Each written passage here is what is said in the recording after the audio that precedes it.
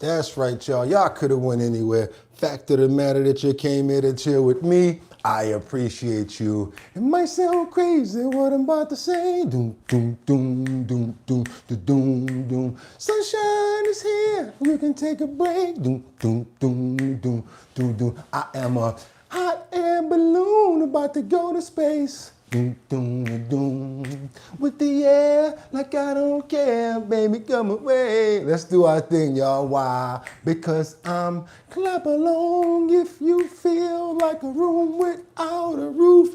That's right, you guys. I'm happy. I'm happy to be here right now. It's hump day. Could have went anywhere, but the fact of the matter that you came here to chill with me, I appreciate you. Come on in, you guys. Let's go. Let's do what we got to do. Thank you for the check-in and letting me know that the audio is good. We got a little bit to do with the video, but we'll get to that. Hoping everybody's ready to do our thing because it's time for trending topics, current events, and the health and wellness section.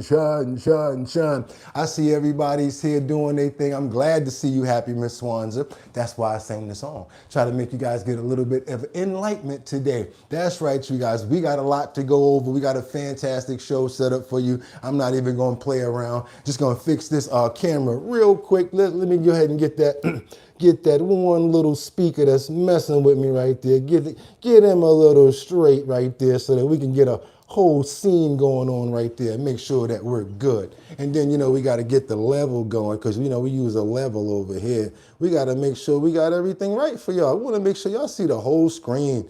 Hold on a minute. We might as well get it right while we all coming in just to make sure you guys see everything. That's right, you guys. I don't like to deprive you guys of nothing.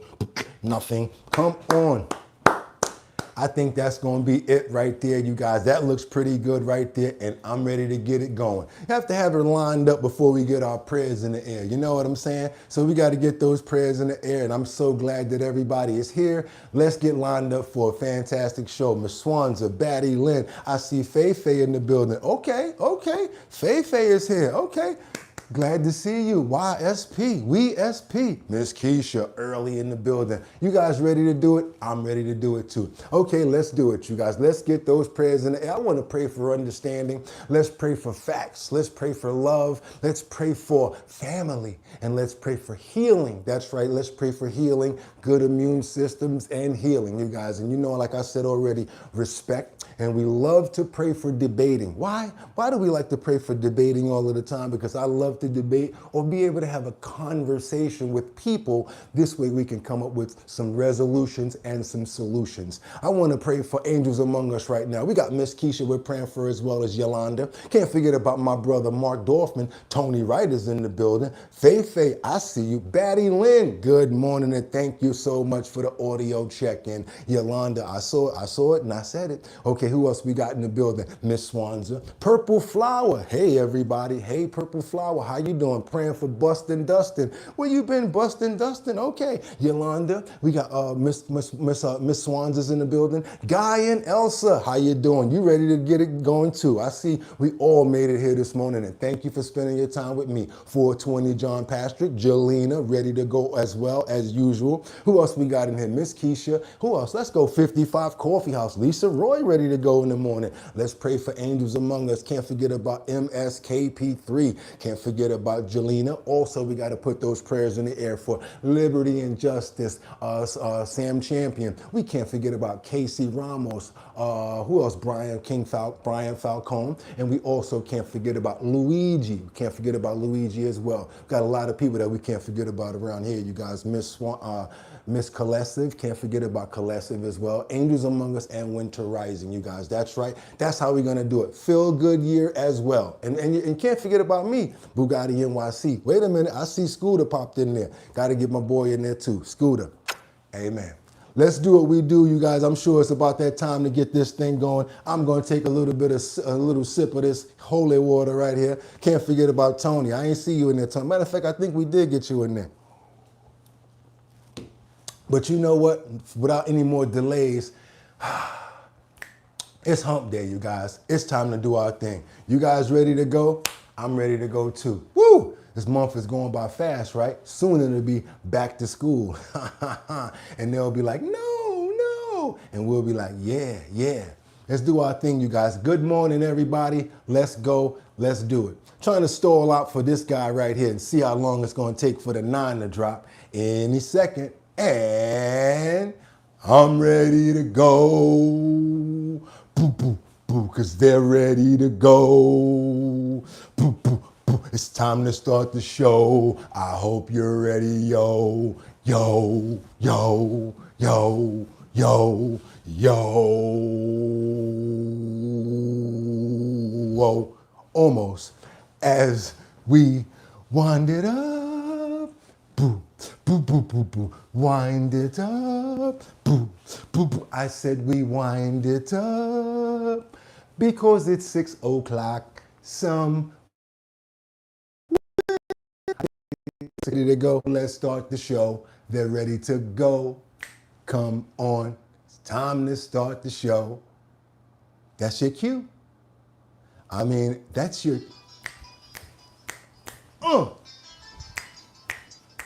Okay. Olay. Don't play now. Come on now. We got to open up those pores. It's time to open up those pores. It's time to open up those. Boop, boop, boop, boop, boop, boop, boop, boop. It's Wednesday the 26th. That's right, y'all. 2026. Said I'm your host, Boogottinyc, and this is our bottom line. Where we be talking about this and that and chat and this and this and chat. Where we be talking about this and that and that and this and this and that. Just got me lit. Come on, y'all. Let's do what we do every single day. Let's be happy to be here with each other because we got a lot to get through. We got a lot of stories and a lot of breaking information for you guys too. So without any further ado, I'm not even going to wait. I'm going to get right into it. What am I going to do? How much do I got? Let me see. I don't got that much, but at least I think I got 5 on it. I'm going to stack 5 videos at a time. All I'm going to need you guys to do is stay on topic, stay on point. Let me know where you're chiming in from. I always like to see those flags flying in the air. Why, Bugatti? Because it gives me a mental idea of, oh, I did see that flag. I saw that flag. Let's go see what's going on over there. And believe me, we go everywhere. Yesterday, we were in the middle of the Atlantic Ocean, looking at 2 sailors that were stuck in the cooler for 5 days. Now you tell me we don't go everywhere. Also, you guys, don't worry about trolls. Don't worry about any problems. If we stay on topic, they won't even have any fun over here because we always do what we do. And last but not least, if you have not subscribed, what are you waiting for? We are up to almost 75,000 subscribers, you guys. That's right. We need about 700 more to go ahead and ink that spot. And we're going to be really happy staying right there, you guys, until we move on to 80, 90, 100. That's right. We're going to keep on moving forward, you guys. I'm hoping you guys are ready because I got a whole lineup for you of everything that's brand new. We cover the news from everywhere, as well as the health and wellness section. So what I'm going to do right now, without any further ado, if you guys are ready, I'm ready to do it too. Let's get into these titles. Let's go. Let's get into these titles right now, you guys. What do we have here? We've got Trump warns sanctions for countries doing business with Iran. That's right, you guys. He warns, if you want to do some business with my enemy, I guess you're our enemies as well. So he's saying, do not do business with Iran. But how many people are going to listen to that? And there's so many ways of doing business quietly. Let's keep on moving forward, you guys. Also, we got Canada that warns, that's right, because of those tariffs that came out yesterday, right? Canada warns the United States of inevitable tariffs this Tuesday. That was yesterday. It's Wednesday morning. We got the information from what happened yesterday, you guys. So Canada, you guys want to go ahead and put tariffs on us? Guess what? Crown Royal, plywood, plaster, concrete, as well as fireballs and probably much more already have a 50% tariff on them. And guess what? Canada is coming right back against us and striking back. So that's what we have. Besides the last but not least, we've got a beef rancher because as you guys know, prices of beef are very expensive right now. Everywhere you go, a burger, anywhere you go, so expensive that people just can't afford it. And that means that prices are skyrocketing. President Trump has a plan to import over, I think it's 300 metric tons of beef.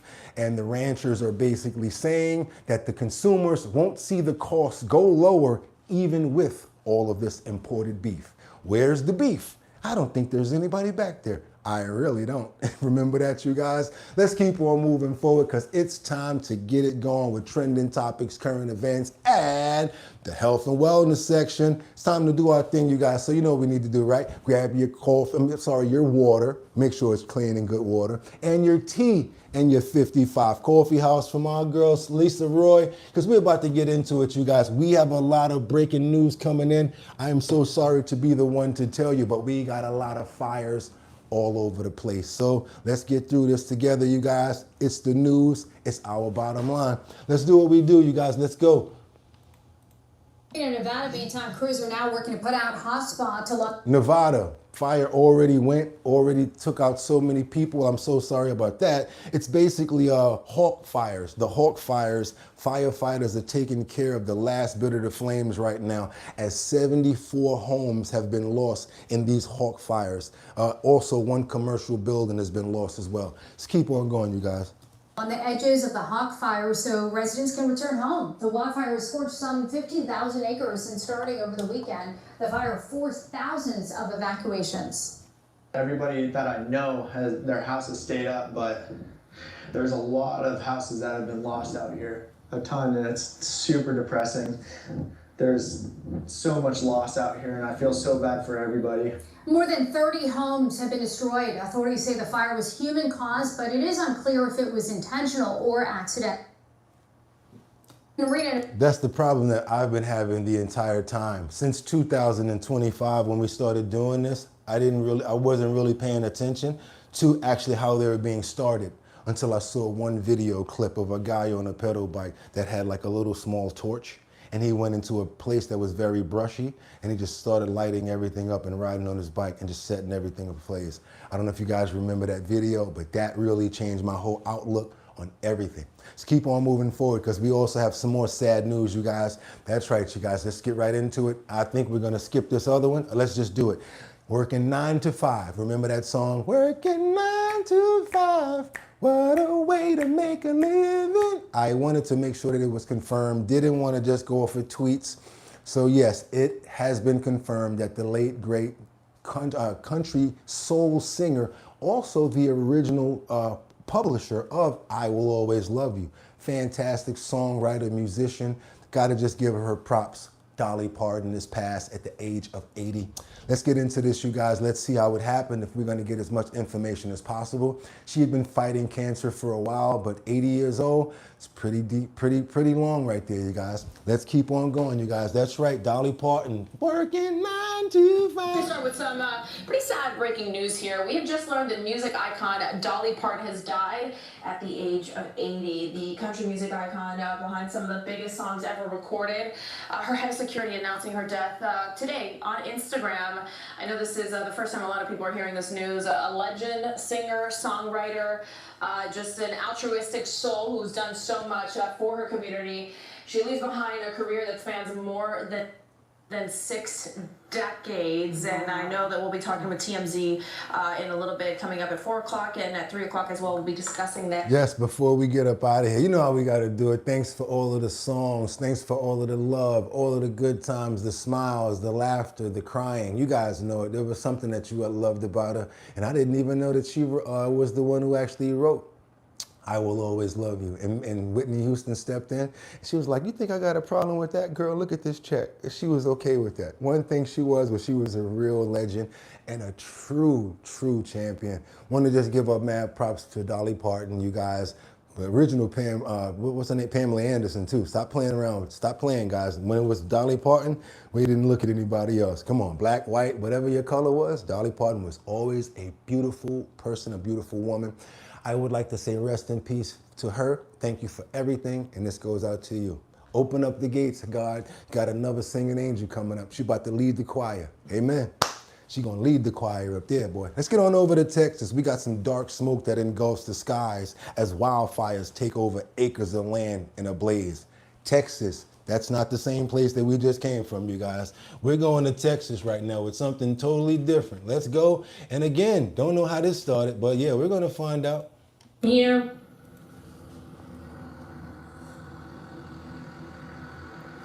These are wildfires in Texas. Keep it alive for you right here on the fire.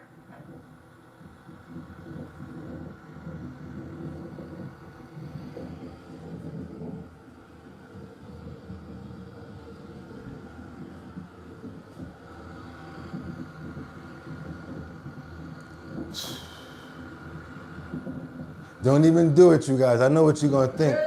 I know what you're gonna write inside those comments too. You guys are gonna start typing data centers, right? Well, I guess I told it so. Yeah, Texas, you guys. This is not the last one that we just showed you. Second floor is blocked, obviously, here. Let's see if we can zoom in a little bit more. See the flames. There you go.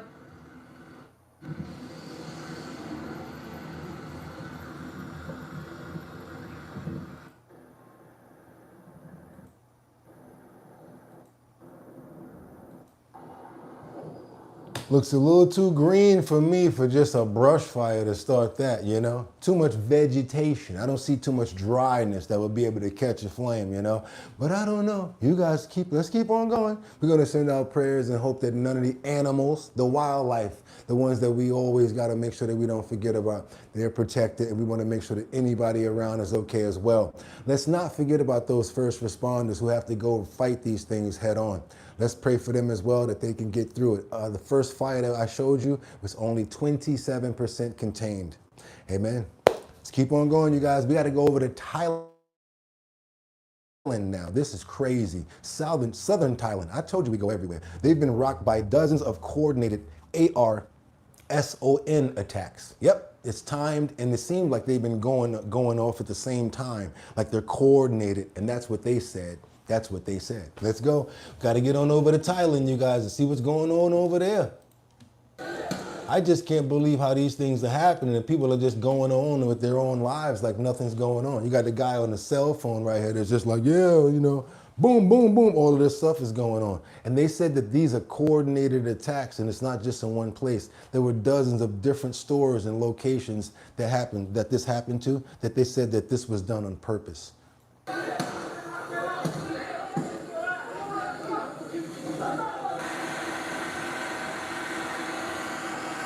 They said the military said about 51 coordinated arsons in the incendiary attacks took place on August the 22nd across Thailand, southern province.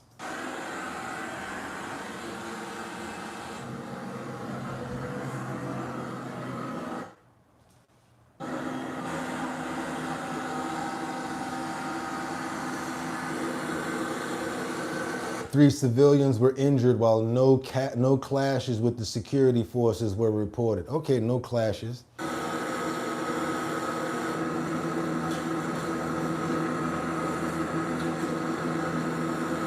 But 51 coordinated ones? I mean, like, what's going on with that? That's a lot of coordination right there. 7-Elevens.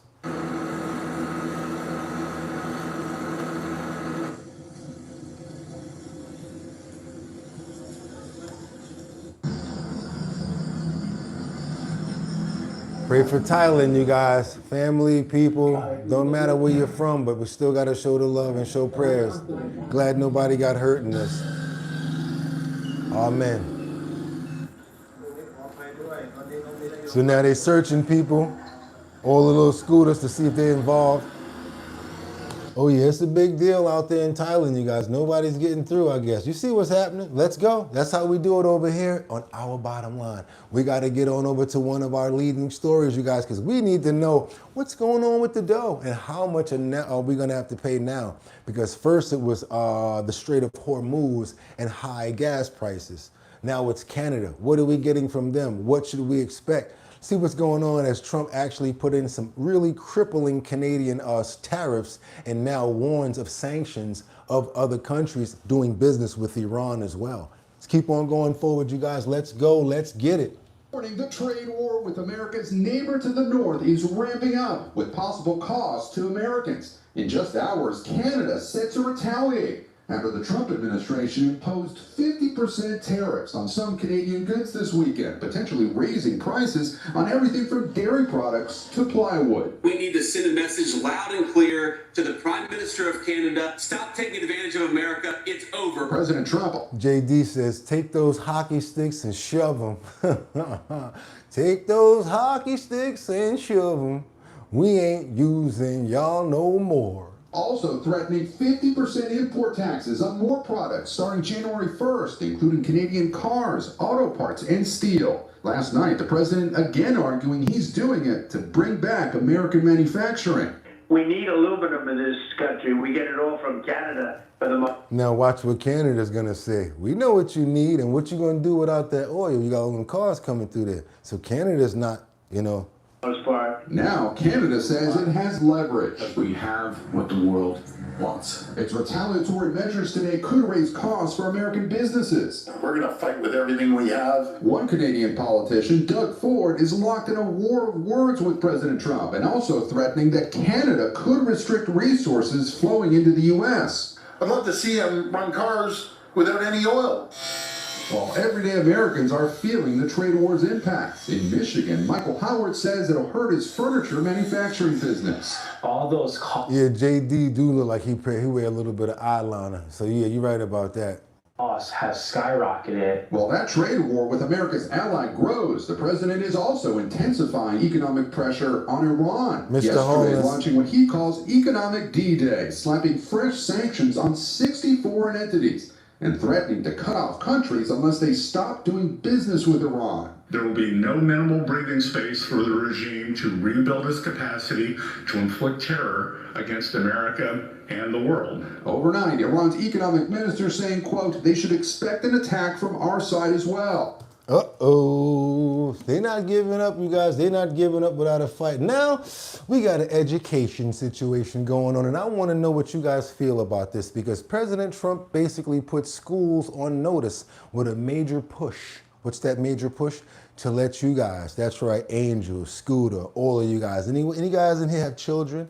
Anybody in here have children and want to have a voice and a say in what goes on in school classrooms? May have to sue some people, may find out about a video or a stupid book that they putting out that you guys are against. Would you like to be able to do stuff like that nowadays again, where you couldn't do it before? Yeah, like I don't want my kid, what's going on with this and what's all this? Exactly, you guys. I don't know if they're trying to lean towards it, but if so, lean back, because I'm okay with this situation right here. Let's see what they're doing to try to protect the parents and let you guys have a say in what's going on in your children's education. That's right. Let's go back and get some more information right now and see what's happening with this, as Trump put schools on notice with a major push. Let me know if you agree or not. As students head back to school, the Trump administration is pushing to restore power to the states and protect parents' rights. I signed a historic executive order to begin the process of eliminating the Federal Department of Education, getting them out of Washington, and bringing education back to the states. Parents can also rest assured that wherever their child goes to school, this administration is vigorously protecting their right to know what's happening inside those walls. We are working hand in hand with the Department of Justice to ensure no school district ever has more power over a child than their own parents. So what do you guys think about that? What do you guys think about this? I want to know, because Brad says dumbing down America in effect. Hey, Miss Swans, what else you guys got? What else you got? Let's go. We got some valid points over here. What's going on? You got somebody said Trump sucks. Hey, you got a point. Say what you want to say, because sometimes I guess he probably does. He's not always perfect, ain't he? That's the way it should be. Parents should be allowed, and they should also be allowed more to help out with some homework too, and get more involved in the children's education, because it's said that once they do, education is much easier when it's on both sides, not just in school. It's actually good to have a parent or somebody helping at home as well. Our next guest was able to attend the White House Rose Garden event yesterday. Joining us now, Defending Education founder Nicole Neely. Thank you, Nicole, for coming on to talk to us about this. There's no question that, a huge issue parents have. That's a good one too. What's your name? Del Blazin. Homeschool your kids if you got the time and you got I would do that. I would recommend that as well. Because the stuff that they teaching them in school, like I told you guys, if you really think about it, with the overcrowding, it seems as if a lot of these teachers are just like daycare. They're just doing daycare. So it's totally different from the way school used to be. And even when I was in school, the classes were huge.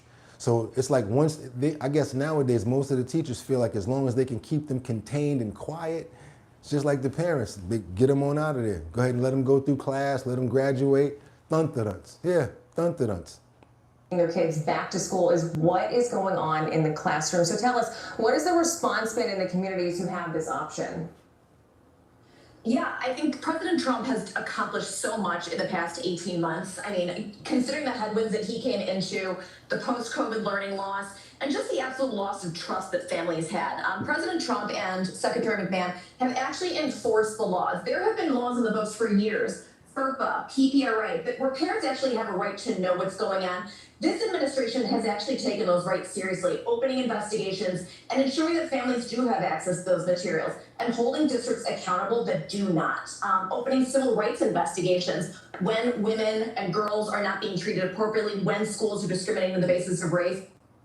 And so there has been a real sea change in education, and we're hearing from families across the country, especially in blue states, that they are so grateful that this administration is finally taking their concerns seriously and considering them stakeholders in this process rather than just unions and radical activists. Yep. Okay, let's go, you guys. Also, what I'm really trying to say is the child lacks education when the teacher can't focus on the child and giving education.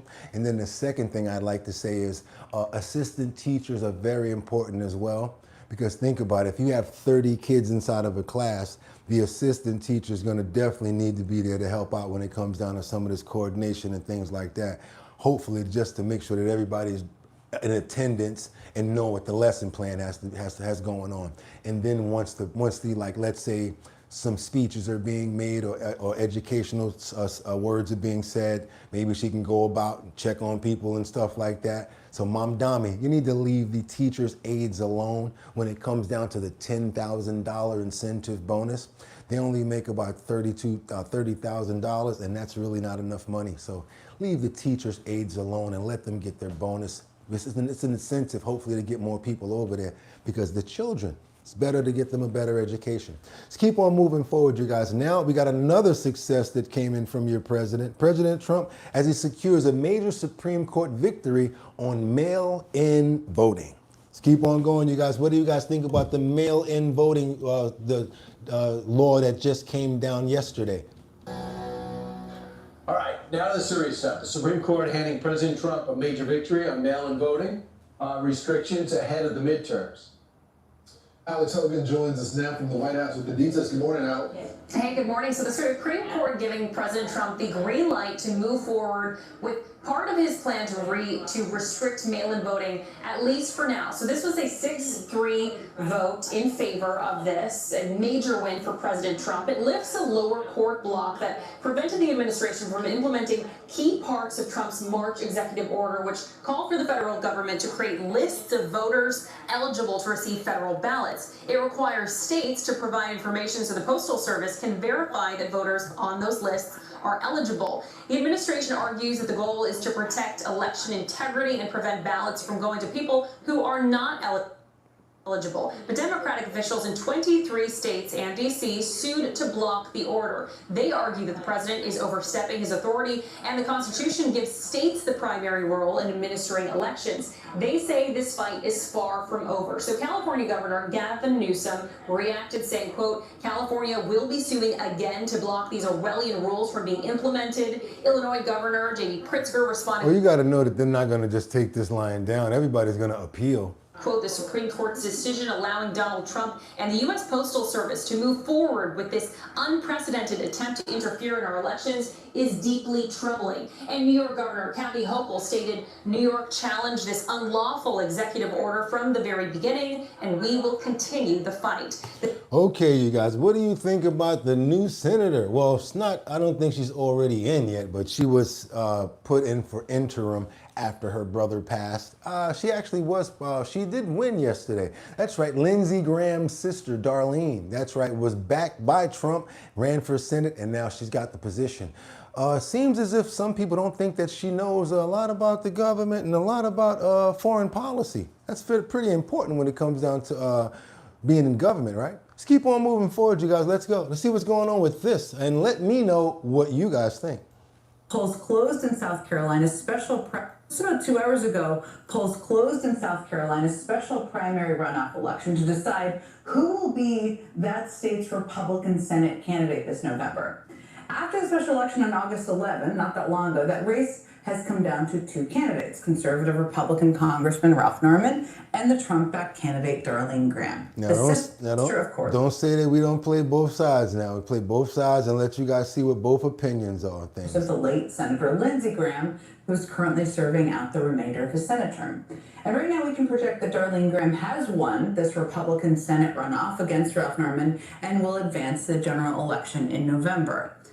Now, it's also important to talk about how kind of we got here and what's been going on, because it was really just 6 weeks ago that at Donald Trump's request, Darlene Graham was appointed as the temporary replacement for her brother in the U.S. Senate. And most people at the time believed she would serve as kind of a placeholder, like honoring his memory, until a more qualified candidate came along to fill the seat permanently. That was the view at the time.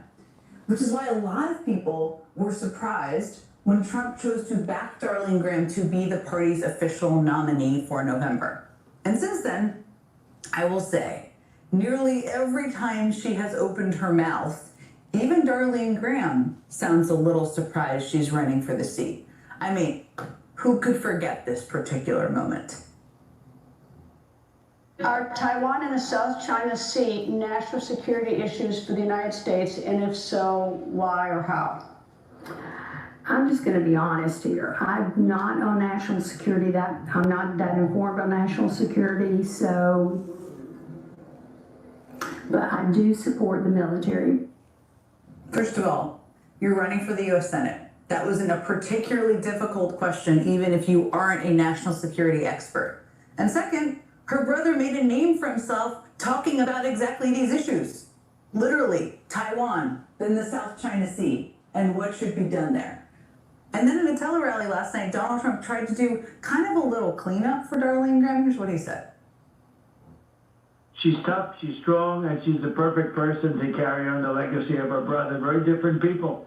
She's very much about that affordability. He was very much about foreign affairs.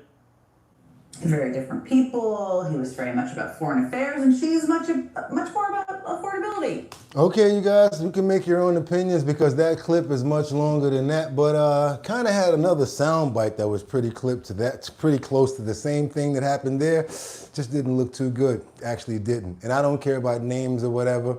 We need the best people the best people in our country to run these positions. No favoritism and no party favors either. We don't play the party favors around here, especially when it's like people like this. Oh boy, got another situation going on now, you guys.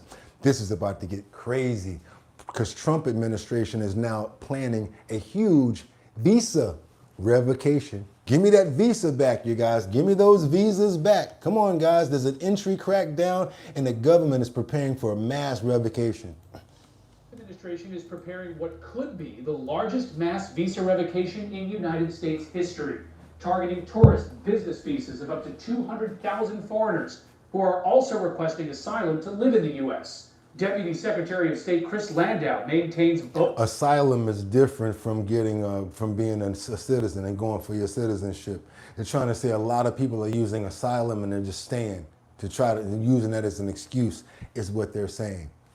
Bogus asylum claims are swamping the system.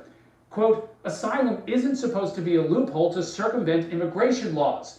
Rather, it's supposed to provide a narrow, safe harbor for persons persecuted for reasons like their race, religion, or beliefs. People claiming asylum, 90+% of these have no legal merits whatsoever. So the important thing the administration is actually doing here is discouraging people from making false asylum claims. Still, these visa revocations may not mean You know how they say asylum seekers? You know what I mean, right? immediate deportation. Many who have already filed asylum claims could lose their status as business or tourist visitors, while the government still evaluates their cases. I think a lot of them could. John Gordon said, most excellent. That's like saying, pardon me, would you happen to have any Grey Poupon? Most excellent. Be deported, and they're, it's not every single one of them right away. State officials say they're also targeting so-called birth tourism. We are analyzing these visas from around the world, identifying travel patterns, being able to identify those repeat travel patterns that indicate that fraud. President Trump's August 6th executive order directed Crackdown. federal agencies to target birth tourists and anyone who helps them. Thank you, Officials say Daniela. they have already revoked nearly 900 visas connected to birth tourism.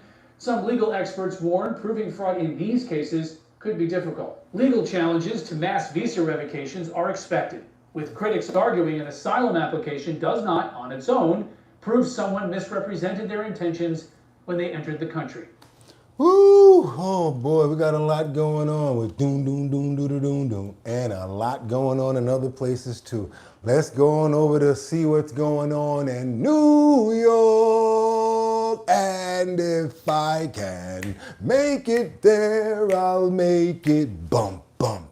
Anywhere, it's up to you. New York, New York. But not if your governor is named Kathy Jokel Hochul. That's right, you guys. We already been seeing all of these major crimes happening by a lot of these illegals. We're talking about R-word, D-rugs, gangs, all sorts of traffic. You know what I'm saying? A lot of stuff going on, right? But sanctuary cities, roll out the red carpet. Come on over here, you bad guy. We got your back. Want some food stamps? Hey, no problem. Need somewhere to stay? How about one of our luxury hotels? Not a problem at all. How about a license? You want something else? Want a job? No, you don't want a job, do you? How about we just put you on food stamps and let you do whatever you want to do and just run around the city causing chaos and all stuff like that? That's good for you? Okay, cool. No problem. That's what they're doing out here. I'm telling you guys straight up and down. And they're gonna keep on doing it as long as we got a governor like this. And watch what she has planned up. Oh, my mistake. She doesn't want any affiliation, no help. That's right, Kathy Hochul is banning local police from enforcing Trump's immigration crackdown. That means the police will not be helping out. Doom, doom, doom, doom, doom, doom. ICE, ICE, baby. Get them. No help for ICE. Thank you. First of all, I want to acknowledge, starting today, ICE can no longer use locally funded police to carry out the Trump administration's aggressive immigration agenda. Local cops cannot be ordered to aid and abet an out-of-control agency. She said aid and abet. With an $85 billion budget. Local cops can no longer be deputized to participate in disorderly raid. We need to do a video where she's saying stuff like this, and then we go to somebody that was let go from a sanctuary city and with the crime that they did, right? Well, it still doesn't matter because we've been doing that all year, right? Don't matter. Don't matter about the people you're letting out, right? That too often descend into chaos. Let's get those likes up, you guys. Yesterday, in this very room, I partnered with local law enforcement leaders. Local police will assist ICE only if a real crime has been committed. But on civil immigration matters, ICE is on their own. ICE's dangerous and aggressive tactics to pursue civil immigration. Again, I'm very clear here. So no, we're not gonna let you go to Rikers to get the ones that's already been found guilty and not supposed to be here. You gotta figure out when they're gonna be let out, what release date, stuff like that. This is crazy, you guys. Civil immigration enforcement. This only continues to evoke fear on our streets. And our local cops will not be part of it. I guarantee you those men next to her are not with what she's saying. They're not with it, but they have no choice because look who's in office. Same thing going on with the police commissioner.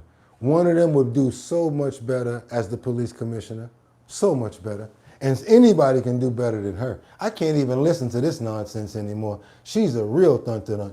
She's one of the most thunther of the thunthers we know. Keep on moving forward. You wonder why we call her Kathy Joku Hokel?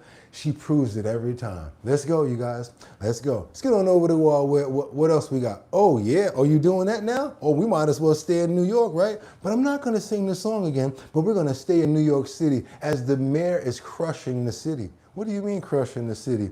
Well, all I want to say is that they don't really care about us. And not in the legal interest, because New York City residents are fuming over the new Mom Dummy. There is a supercut, now they use a dumb dummy. There is a supercut, now they use a dumb dummy. There is a supercut, now they use a dumb dummy. Dummy.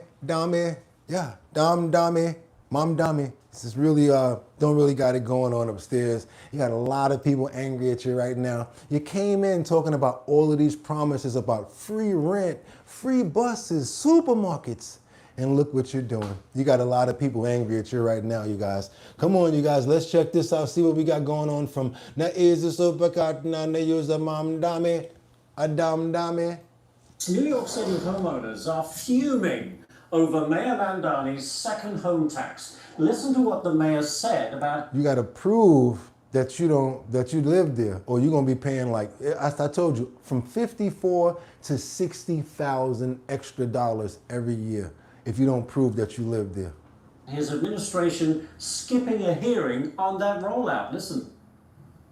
Do you think that New Yorkers deserve to get answers from your administration when it comes to this rollout? We didn't believe that it would be in the legal interest of the city to send a senior representative. However, we did send a written statement from Commissioner Lee, and we also did inform the council that the commissioner would be available to take any kinds of questions after August 31st. Well, Robert Baratana joins us now. Robert, you purchased your Upper East Side home in Manhattan 30 years ago. You just got notified. But that's his fault though, y'all. It's his fault that he was able to save money and buy a house and do all of that. He should have never did that. He should have stayed poor. You should have never made money, never tried to do anything with yourself and get a life. What are you, crazy? What are you doing that for? And then next thing you know, you make all of that money and other people ain't making no money? Nah, man, you wrong. Don't that sound stupid? So why can't this man buy something with his money instead of people constantly trying to come at them talking about, oh, well, your property's worth this much? Guess what I've learned in dealing with these people? You ever hear about this before? And if you don't, let's look it up. Many people that I know that live in New York that have a home, they tell me, Bugatti, I am property rich and cash poor. Think I'm lying. Most of the people are property rich and cash poor, especially if they only have one property. Let's keep on going. You'll be charged $52,000 under Mandani's new policy unless you apply for an exemption. So that's basically all of the profits that you probably make if you're renting or whatever like that, on top of the supplies and the repairing things and stuff. $54,000 is what he's looking at having to pay for a house that he bought, he owns.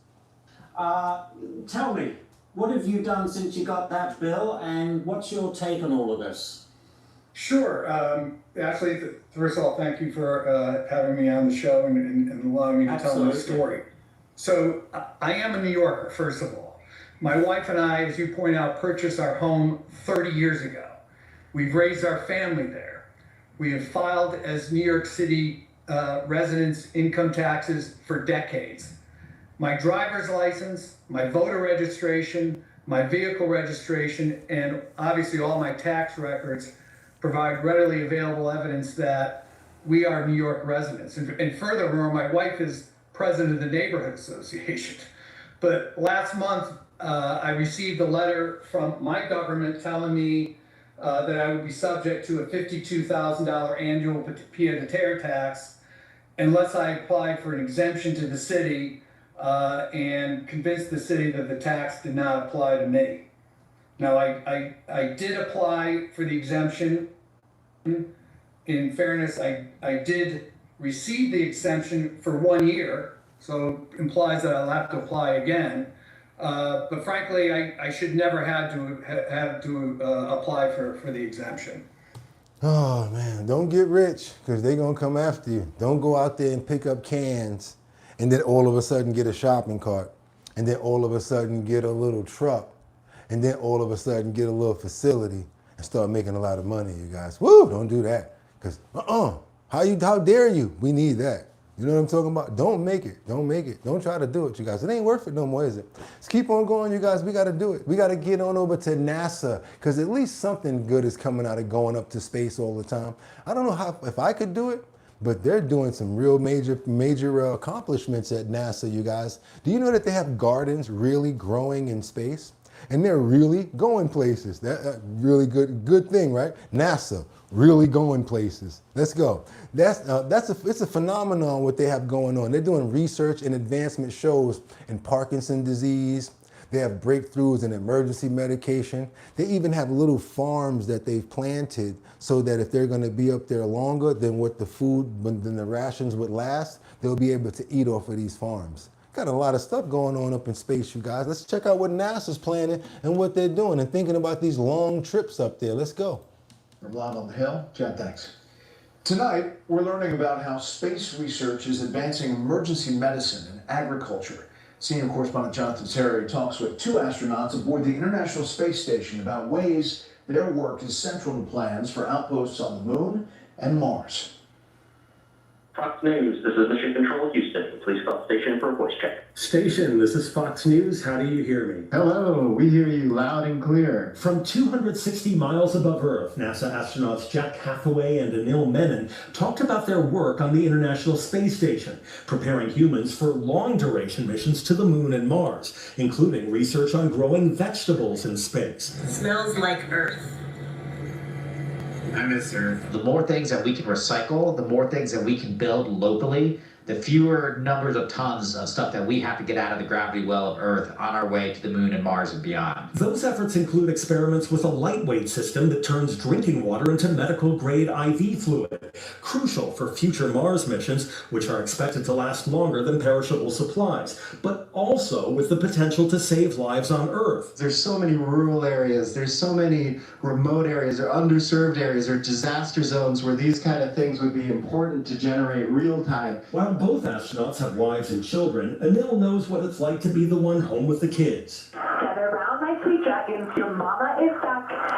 Snuggle in close, cuddle up on my lap. His wife Anna, who read to them from space on the privately funded Polaris Dawn mission in 2024, is now in training to become a NASA astronaut. Please welcome Anna Menon.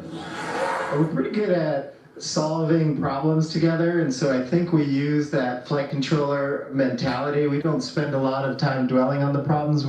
I tell you guys one thing, if we never made it to the moon, they got some damn good actors. Everybody here needs to get an Academy Award right now, right? If this is fake and they're setting all of this up on us, I'm not mad at you guys for calling it out. Put me on the game. I don't know what's going on, you know? It could be, because, I had a question myself of, yes, man has finally made it to the moon. But who set up that camera? How you get that buggy up here? I know I had the same questions too. It's on TV? Who put up the camera? All right, so if you're the first people to come to space and they saw you land, how come, who was the person to set up the camera? That was the actual first person to go to space in that case, right? The cameraman. Nothing can stop a good cameraman. Let's keep on going, you guys. We gotta go. I got what you're saying, but we gotta report it. Let's see what's going on. Report on the health and wellness. Nah, not the health and wellness section, because if that means we'll almost be over. But no, I gotta bring you guys some reports on health and wellness and doctors that basically turn to GLP-1. Sorry, it's an anti-aging breakthrough. What was that, right? What was that about, right? See what's going on with this, you guys. Is this real? Have they actually found the fountain of youth? And if so, would you use it? What if they did have something that could reverse your aging? Let's get into it, you guys. Let's see what's going on with this new breakthrough in GLP-1 that your body already makes anyway. Are GLP-1s the new fountain of youth? Scientists are now looking into whether the weight loss drugs can help slow the process of aging. A recent study shows that aging was reduced for 34% of all users who took the drug. And joining us now, the author of Miracles Among Us and Fox News senior medical analyst, Dr. Mark Siegel. Hey, Dr. Siegel. Talk about miracles. Yeah, this is incredible. It seems like a miracle drug. You lose weight. It seems to have a lot of benefits. We'll go through some of those. But Hey guys, do me a favor and name one person that we all know that is on GLP. And answer another question. Is that like the Ozempic? Is that Ozempic GLP-1? Because I know one person that everybody acting like look okay, and he don't look so well. He need to go sit down and get some food in his body and get fat again. You know what I'm saying? But also reduces the age process? It does. It's actually a miracle drug. The body makes it, by the way. We make our own GLP-1. It's a hormone, we make it in the gut, but as we get older, we make less and less of it. As you Anybody see that South Park episode where they was like all having a party about it? get more disease, you make less and less of it. It overcomes inflammation. That's the biggest thing of all that it does that would help us with aging. It makes insulin work better. It gets glucose into the cells. It improves metabolic function, even as it's causing you to lose weight. So is this the stuff that Fat Joe is on? So that's the first thing that it does. And the second thing it does is something called epigenetics. We all have genes. We all have DNA. But as we live on, our DNA gets gunked up. It's called methylation. It gets gunked up. They're studying this now and determining that with the GLP-1s, that happens at a slower rate. So Winter Rising says, good morning, y'all. Welcome to the best news in chat on YouTube. Become a member of the Bottom Line family. It's only $3.99. And guess what, you guys? You'll look so much better in green with a glove. Let's keep on moving forward, you guys. Let's go. that's biological aging occurring more slowly. It's interesting. They specifically looked at adults with HIV who naturally experience faster aging, and then they were able to prove that it does slow down the aging process. What are some of the other benefits? That was at University of California, San Diego, just recently. Yes, sir. What are some of the other benefits of GLP-1s? Well, you know, there's a joke out there that all cardiologists are showing up at their heart conferences looking a lot thinner because we have found that it decreases heart disease, it lowers cholesterol, and it decreases blood pressure. It's an enormous drug for the heart. Also the brain, there are preliminary studies showing that it decreases your rate of dementia. Also the kidneys, improves kidney function. And when you add all that up, if I'm protecting every organ in the body, every major organ, I'm gonna age less. Okay, you guys, so I don't know if a lot of people are going to do it. I don't know, probably some people over my like, yeah, I don't know, Bugatti. Let's wait a little while to see what the progress looks like. You know what I'm talking about, right? I don't know about sticking myself with that thing. Might as well try to work out and do your own thing the natural way. John Gordon, what's that? John Gordon Weiland says arteries still harden. Okay, John Gordon, I got you. I saw you put that up there a couple of times. I got you. 420, you don't believe it either, huh? What else you got? Good morning, everyone. That's right. Still not doing it, Miss Swanza. That's right. Just get out there and do your own thing. What's that? What's the fasting that you do, Miss Swanza? I think the fasting that you do is probably going to be better than what they're talking about. Let's keep on moving forward, you guys. Just wanted you to know what's going on. And my question was, is that possibly what the artist Fat Joe is on? Is that what he's on? I don't know. Intermittent. I was waiting for you to help me out. I was actually throwing that out there for you to give me the alley-oop. Intermittent fasting is probably better than that. You know, something natural that you guys can actually control.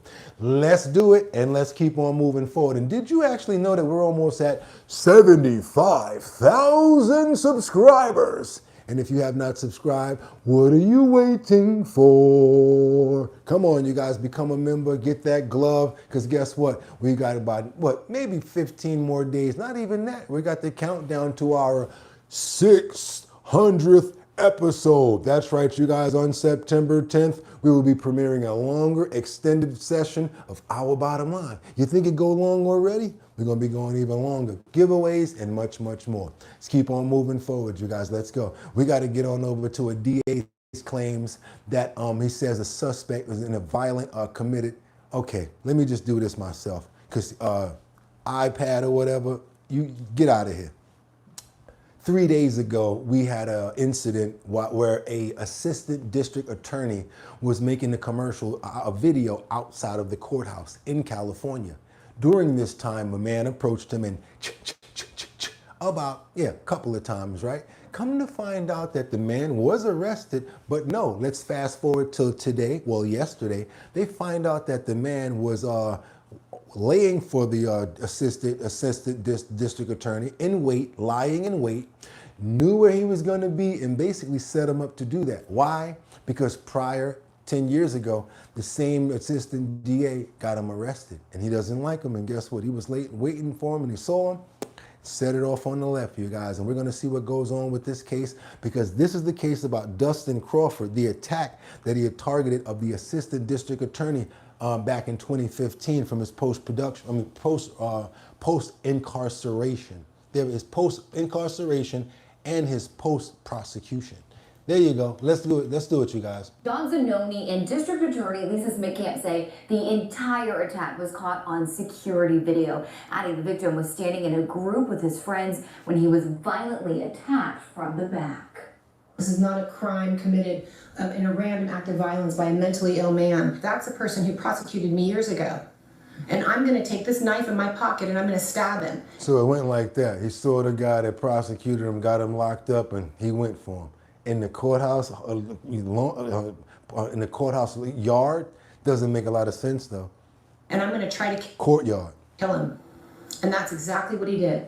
Fresno County District Attorney Lisa Smith-Camp confirming tonight the violent daytime stabbing of a senior deputy district attorney was targeted, with the suspect, 42-year-old Dustin Crawford, targeting his victim after being prosecuted by him for a crime nearly a decade ago. The victim of the stabbing actually was the prosecutor who took a plea on Mr. Crawford's case back in 2016, which was also an attempted murder case. The criminal complaint from 2016 shows Crawford was charged with battery upon a peace officer and battery with serious bodily injury. The DA's office saying his history of violence dates back to at least 2015, when he was charged with attempted murder, assault with a deadly weapon, and battery with serious bodily injury. Same thing he tried to do in this case.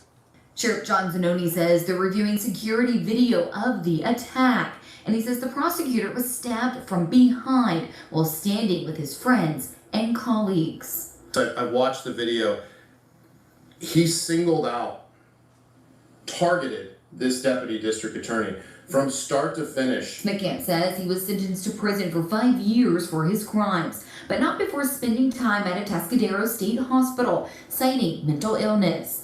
Now, Smith-Camp's focus is on the senior deputy district attorney, who's been released from the hospital and is expected to make a full recovery. Oh boy, luckily he's gonna be okay, you guys. Luckily he's gonna be okay. Let's get those prayers in the air for the DA of Fresno County. Hopefully he gets a 100% recovery like they're saying. And this guy, I don't see why they keep on letting him out, but they need to get some stiffer penalties when it comes down to people like Mr. Crawford. Yeah, let's keep on moving forward. Amen. Let's go, you guys. We got to do it. That's right. Let's keep on going. We got to go on over to Baton Rouge. Baton Rouge, Louisiana. That's where we're going right now. We got the police department, and all of a sudden, everybody want to be a police officer, huh? Would you want to be a police officer if they raise the pay $14,000? I don't know, you guys. I don't care. I don't know. I don't know if I can be chasing people out there with the Rick Ross outfit on. Oh, you guys caught me. Yeah, out there with the sheriff badge and everything. I don't know if I could do that. Well, what do you guys think? Could you do it? Let's see what's going on out in Baton Rouge, because all of a sudden, where that money go, a lot of people changing their mind. Like, you know what? $51,000 doesn't sound too bad after all. Let's keep on moving forward, you guys. Let's see what they're paying them out in Baton Rouge to get everybody wanting to go work down there. With a massive pay raise and billboards across the city promoting it, the Baton Rouge Police Department is seeing a major uptick in applicants. News 2's Haley Jefferson spoke with BRPD to get an idea of what recruitment is looking. Yeah, give me an Uber and I'll chase them too, just like those two. Just like them two fat girls, the two fat police officers that couldn't keep up with that one guy. Like. Pay raises for Baton Rouge Police Department were first proposed back in March, creating what city officials say is the largest pay increase in the department's history. And if we want to keep the best, we have to show them we value them. For too long, our officers have been asked to do too much with less. Fewer colleagues, heavier workloads, and pay that simply didn't reflect the sacrifices that they make every single day. Metro Council passing the So they put their money where their mouth is, y'all. raises a month later, increasing the starting salary for officers from $40,000 to $58,000. Earlier this year, BRPD was short-staffed by over 150 officers. Corporal Sandra Watts says that number remains relatively the same as they still have officers retiring. That deficit won't happen overnight, but it'll be more of chipping away at the block. And eventually that larger number will become a smaller number. For 61,000, y'all, what y'all think? Would you do it?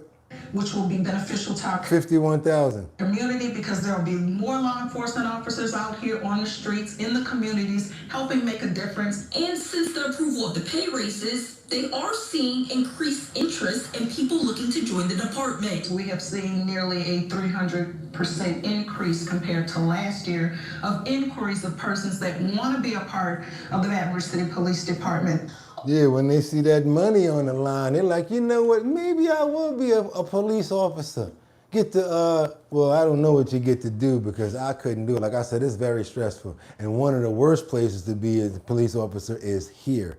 Oh boy, the stress, the drama, got dudes running up on you with video cameras asking you, so what's the problem, officer? Let me get your badge number. Oh no, I'm good. Nope. And you automatically got beef with everybody. If any officer ever did something to somebody, you the one. You're the same one that did it to them, you guys.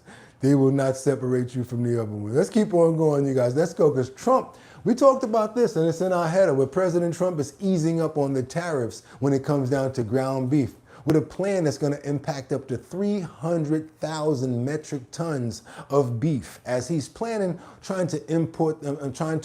importing the beef and helping out these beef ranchers. But the ranchers are saying that the consumers probably won't see cheaper prices because I guess it's getting imported, right? Let's see what's going on with these prices. And also, I don't know if you guys noticed it, but they say that the prices skyrocketed in July, the prices of beef. Let's keep on going. What's going on with the beef? Where's the beef? I don't think there's anybody back there. I really don't. Plan to import up to 300,000 metric tons to counter beef prices that stand at nearly $7 a pound. Here was the president on the subject last week. We want to get the beef prices down, so we'll get them down a little bit. And that's what people want, that's what the voters want, and that's what I want. The ranchers are great, they're my people. I love the ranchers, they've done a fantastic job, but they admit that we need a little help and in order to get the prices down, so that's what we're doing. An executive order is expected to be signed in the coming weeks, but many American beef ranchers say the move will do more harm than good, instead pointing to 4 meatpacking plants that control 85% of the supply. Somebody made a lot of sense. There you go, Winter Rising says, there's not enough cattle in the world to feed all of us these days. That's the problem, and they know it. I can't even think about that because I don't even eat it. I just feel bad for people because I can just look at the cattle from what you're saying and be like, wow, imagine if we did that. Imagine if we actually did that. Oh man, let's go. Let's keep going. Those ranchers, beef ranchers, joins us now. Casey Parker is the founder of the American Rancher Alliance, and she has a different idea of. You know we love to hear it right from the horse's mouth. Well, the cow's mouth when it comes down to this. And the sad numbers that she's shedding. I mean, it's like she's just getting so used to it. How many ranchers are shutting down, like monthly? It's crazy. Why beef prices have skyrocketed. Great to see you. Thanks so much for being here. So first, what do you make of the president's comments last week and his plan for these imports? Well, I mean, we're losing 66 farms and ranches a day right now, which is just absolutely insane. And there's no way that you're going to incentivize any rancher to be able to, you know, afford or even be able to retain their heifers by undercutting them. And then if there's that 25% that he's taking off of that the consumers are not going to see that. They're going to see pennies, maybe, because it's all going to be captured by those big foreign packers and then the distributors and the retailers. It's just, it's not doing anything but undercutting the American rancher. Yeah, because think about it. Even though they're gonna send it over here, you're gonna send it over here to try to get more beef and more meat over here. But only thing they're gonna do is keep on raising the prices of even that meat. So it's not helping the prices to go down. Right? She's right about that. What would you make of the argument that the herd still needs to catch up with demand, and this is a temporary solution to get beef prices down across the board for a large population of Americans who can't go to the grocery store and afford that beef. I think the solution would be to cut exports by about 5% and then be able to keep our beef here in America and help us retain those cattle. And why can't it be the same way with the farmers? Why we keep on going overseas and getting all of the fruits and vegetables from all of these places, and then when we wind up getting sick, we talking about, what's the problem? Oh, we got to pull that. We got to pull off the lettuce, you guys. You know we got to get rid of those green bell peppers, right? Can't eat that cucumber. Be careful next week. Tomatoes might be on the list. What's going on with that? We need to make our own food, grow our own at home, and leave us alone. How about that? If any one of you can grow your own food, we're champions of that. Sadly, we could not continue our farm here in our little setup because the water is just that bad. It's just that bad. But if you can, I recommend it. Get your own gardens going. I know a lot of people in our comments, a lot of our family members in the Discord have their own gardens. Eric's got his own garden too. So keep on going, you guys. Let's go. We got to get on over to where we going right now. Oh, let's talk about, since we're talking about the beef and where's the beef, let's talk about the unemployment rates, because they're saying that the employment numbers are high, that everybody's working. The numbers are only down to like 14%. Well, that depends on what category you're looking into. And some people kind of know how to dig in even further. Have you ever heard about the unemployed rating for people that are functioning unemployed? Functioning unemployed. Like the people that live right up under the cusp of minimum wage, 23,000, not even making that much money. Let's see what's going on with this situation right here, because the numbers sound like they're right until these guys start talking.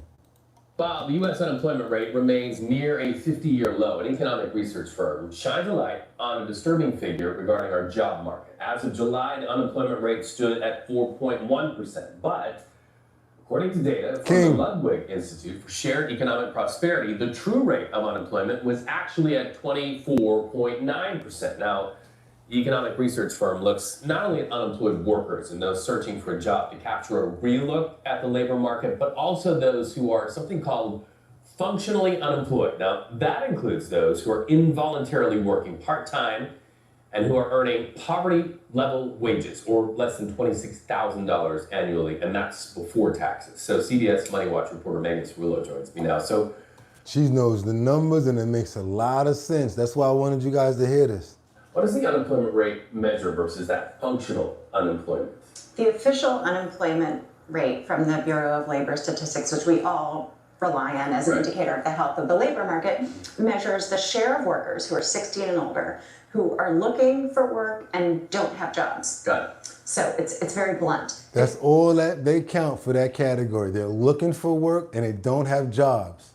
Creator of this other alternative measure, which captures the share of workers who are functionally unemployed, includes those workers, as well as workers who are involuntarily working part-time, so they want full-time jobs, they don't have them, they may only be working a few hours a week, as well as those workers who are earning poverty-level wages. So the measure, it helps explain the chasm Bus boys, between the two figures, the 4.1% and the almost 25% of workers who are characterized as functionally unemployed. And it's because it includes these folks who can't afford nutritious meals and maybe don't have adequate shelter.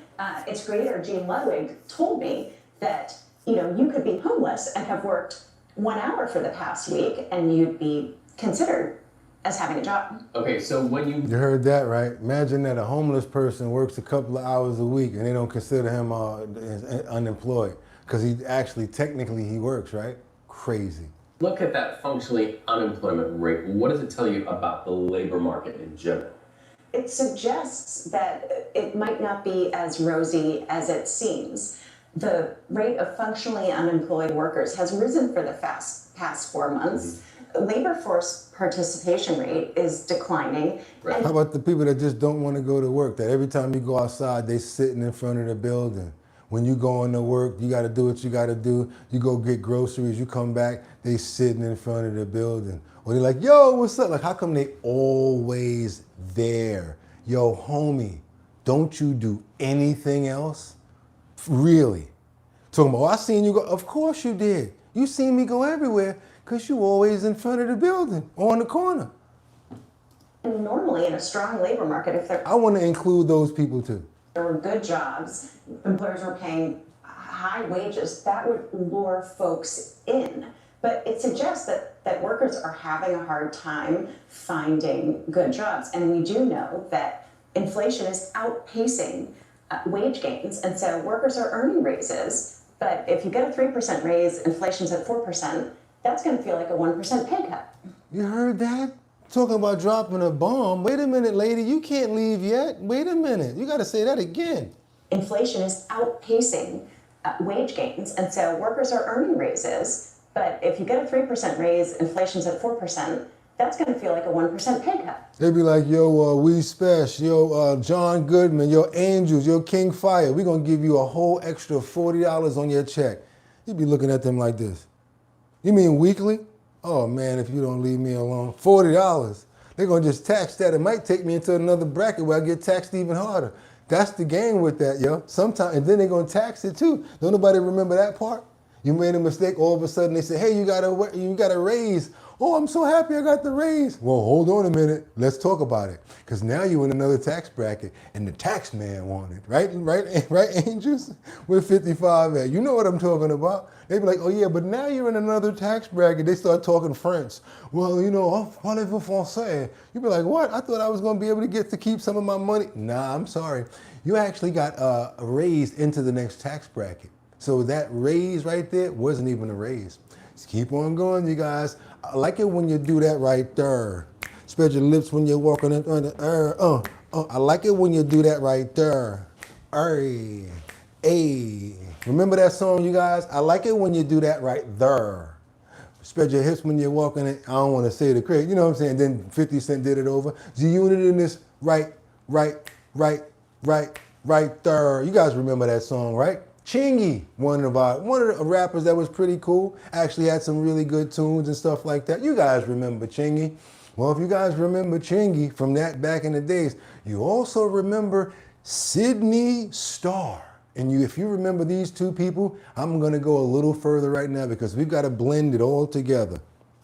Let's go to In Living Color. Certain person, his name is Jim Carrey. You might know him for a character called Vericosa. You know what I'm talking about, right? Vericosa. Hi. The two ponytails. Okay, so we're going to jumble all this together. I don't know how it's relevant, but it just somehow just actually is. We got a situation where Chingy, all of a sudden, he was at the top of his game, doing his thing, making a lot of sounds, doing his thing. All of a sudden, it came out that he got with a certain sort of a Vericosa sort of a situation. And that next thing you know, back in those days, they were not having it, was not having it. So you know what? Chingy, blackball, blacklisted, he's out of there. Gone and that's it. And the person that did it didn't really ever come out and say, well, you know, it didn't really happen. Didn't really stand up and say anything to help out the situation at all. So Chingy went out like a flame. All we remember from him is right there. Now let's fast forward up onto Love and Hip Hop. That's right, you guys, in Atlanta. Sad situation with the same person who got him set up, Sydney Starr is what she is calling him herself nowadays. Do me a favor, you guys, remember every single time you hear she in this clip you're about to see or hear, let us remember that it's he. We will not be deterred. We will not be moved. We will not be moved. Yes, Lord, we know it's a dude. We will not be moved. Let's keep on moving forward, you guys, because we got to wrap it all up and bring it together now. Because what did Sydney Starr decide to do this time? Oh, you want to hook up with a minor? 13 years? Oh, you want to do stuff like that? So you didn't tell this little kid that when you walk by and he's like, oh, you look good and you're cute. You should have said, I'm a man. But no, you didn't do that. Next thing you do, you walk into the room and you bring them with you. And the next thing you know, watch your head. And now you're trying to get bail, so you're in jail. And guess what? We got the clip right here. And do me a favor every single time you hear these people say her, don't let them do it to you guys. 'Cause I'm not going for it. If it's a him, it's a him. And this is the same one from Whatever Happened to Delectability. Remember Eddie Winslow supposedly paid for the surgery? They were doing that for a little while with that as an item. Come on, you guys, let's get into it. The star will remain behind bars after a judge denied her request for a bond. The Love and Hip Hop star is accused of sexually assaulting a child. In court, we heard from the victim's family and details from investigators about what happened inside of a Hateville hotel. Upon arriving to the 5th floor, they observed a female exiting the room 529, and she stated that while she was in the lobby, a tall black male approached her and told her that she was cute. While she was in the lobby, a tall black male approached him and told him he was cute. Fulton County prosecutor detailed the moments officers arrived at this Embassy Suites on International Boulevard in Hateville earlier this month. As Sydney Favors, known on social media and reality television as Sydney Star, watched in her jail jumpsuit. Watched in his jail jumpsuit, looking like my Uncle Jerome. Man, if you don't get out of here with that little fake ponytail, I'm gonna tell you the truth, just look disgusting in the face to me. Just get away from me. Ugh. Woo! Her jail jumpsuit. Favors admitted that the juvenile had entered the elevator with her and went into her room. The allegation is that they engaged in sexual contact. The juvenile exited the room. Prosecutors say the victim is 13 years old. Officers arrested Favors at the hotel. She's facing charges of sexual battery, child, and aggravated child molestation. The victim's mother, through a statement read in court, explained the impact on her son. She was required to intensive therapy to begin the healing process for what was done to him. Star is known for roles on Love and Hip Hop and Baddies ATL. And you guys didn't hear what they said. He's in therapy and going through a lot of different stuff right now because of what was done to him. Yeah, and the S word, yeah, out of me thing, yeah, I don't know.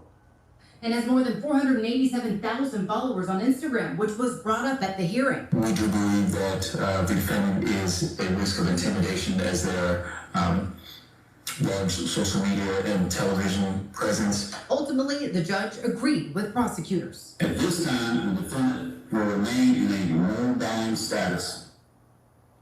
At this time, the defendant will remain in a no-bond status. Is from Chicago and only has one prior traffic citation, but the judge found her lack of ties to Atlanta makes His lack in ties to Atlanta.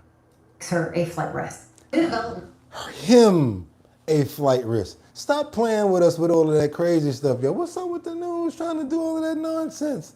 Trying to make us, no, that's the dude. Put him on the basketball court or throw up your fist and watch him defend themselves. I bet you they got him with the guys in there. Don't play with us. Let's keep on moving forward, you guys. Let's get on over to Detroit. Oh man, why am I doing this? Gotta do it. Let's get on over to Detroit. We got a lot of people from Detroit that are from here that watch our show. Haven't been providing you guys with content, and oh my God, you talk about knocking it out the park this time with content. Don't even want this one, but I gotta do it. Let's get on over with 3 unalived people were found in Detroit, and there was a 14-year-old that was actually in there too. And then come to find out that recently the mother and the son were found unalive because of an odor that was coming out of the place, the unit. And then after a further investigation, they said that the father had left them maybe 14 years earlier, 10 years earlier. Or did he leave? Because they found some remains in the basement too.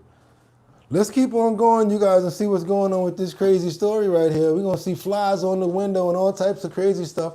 So I'm telling you right now, be prepared. Flies on the window. You know what that means from the inside.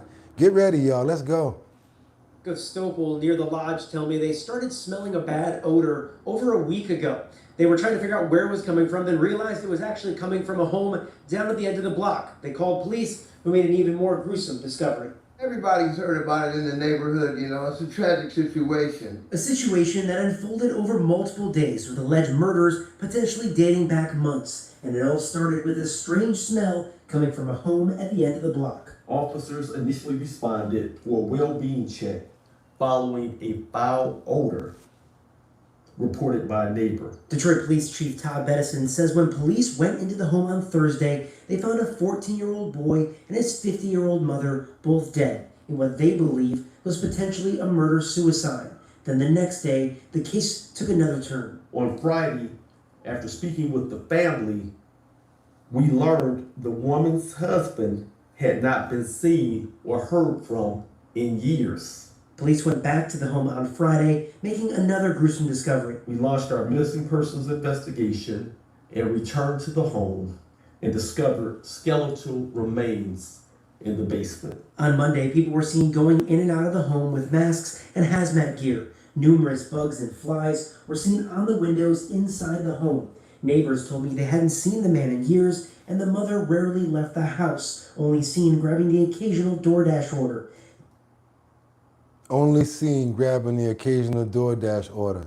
Neighbors said the smell had been ongoing for days before it was identified as coming from the home. My heart goes out to that entire family. Police say it appears all three died from gunshot wounds, but autopsy results are still pending. Let's keep on going, you guys. You know I'm going to bring it to you. I do all the research so that you guys don't got to dig and find it. That's what we do over here every single day. As soon as we stop the show, that's when I go. Bringing stuff like this to you guys, bringing you guys up to date. So all I ask you guys to do is become a member of the channel. And if you have not subscribed, we're on our way to 75,000 subscribers. And we definitely have to pray for the family. I want to pray for the lost father, the child. Don't know if that was some sort of mental issue or whatever going on, you guys, but we definitely want to make sure that we pray for them. And we want to pray for healing. And if there's other family members, want to pray for them as well. Amen.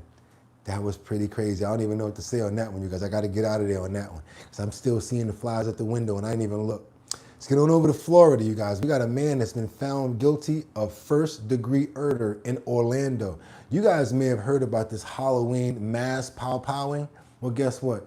A lot of people are so glad that this is over because now they can finally continue to move on with their lives.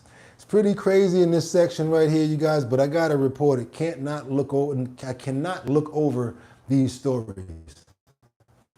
Accused of a mass shooting in downtown Orlando on Halloween has been found guilty. I'm sure more. And I'm Lindsay Sablon. A jury delivered their verdict against Jalen Edgar earlier tonight, nearly 2 years after that shooting. West News' Haley Crumble. Amen. Amen from Ireland. There you go, Andrew. Thank you. Was inside the courtroom. Haley, what were those moments leading up to the verdict like? Well, the judge asked the folks that were in that room not to have a strong reaction when that verdict was read out. And aside from some brief rumblings from where Jalen Edgar's family was sitting, it was silent in that courtroom as all 9 counts were read out. Edgar found guilty on all of them.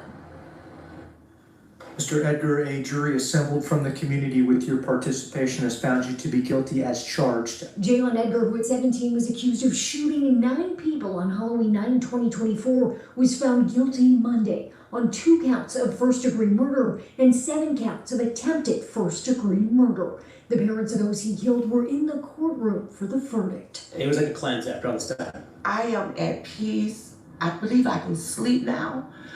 This is starting my healing process, and I can move forward.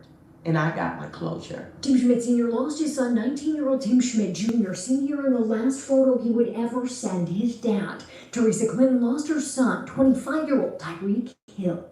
Teresa and I have talked a lot over the last couple of years, quite a bit, and we didn't look forward to that. But we got very close to this, and we were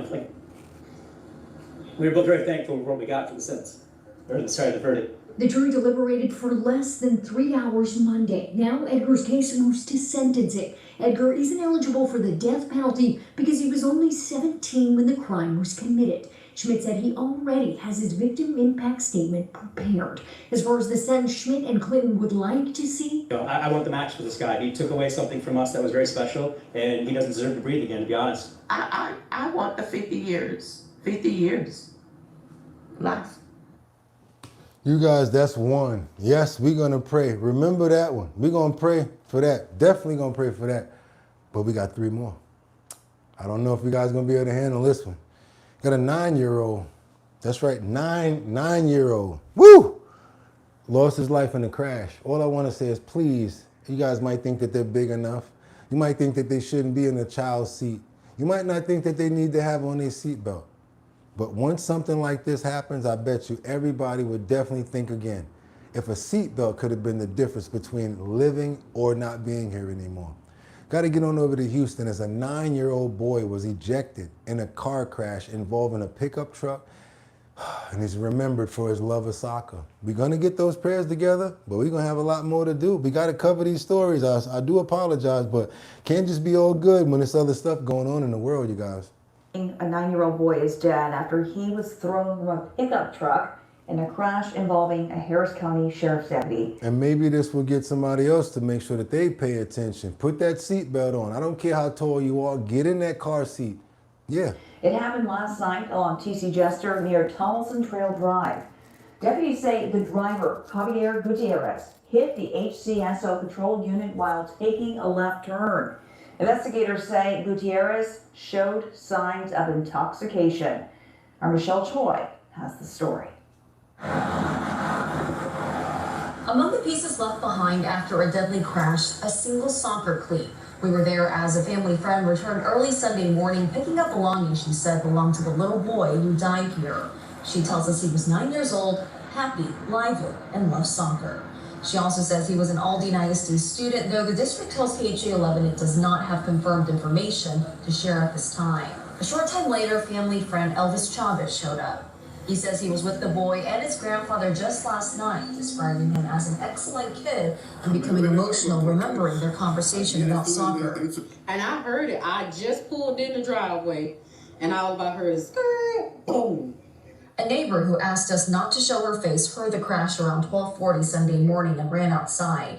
She recorded what she saw on her cell phone. Out of respect for the child and his family, we're not showing you the most difficult parts of that video, but you can hear the moment she realized a child was involved.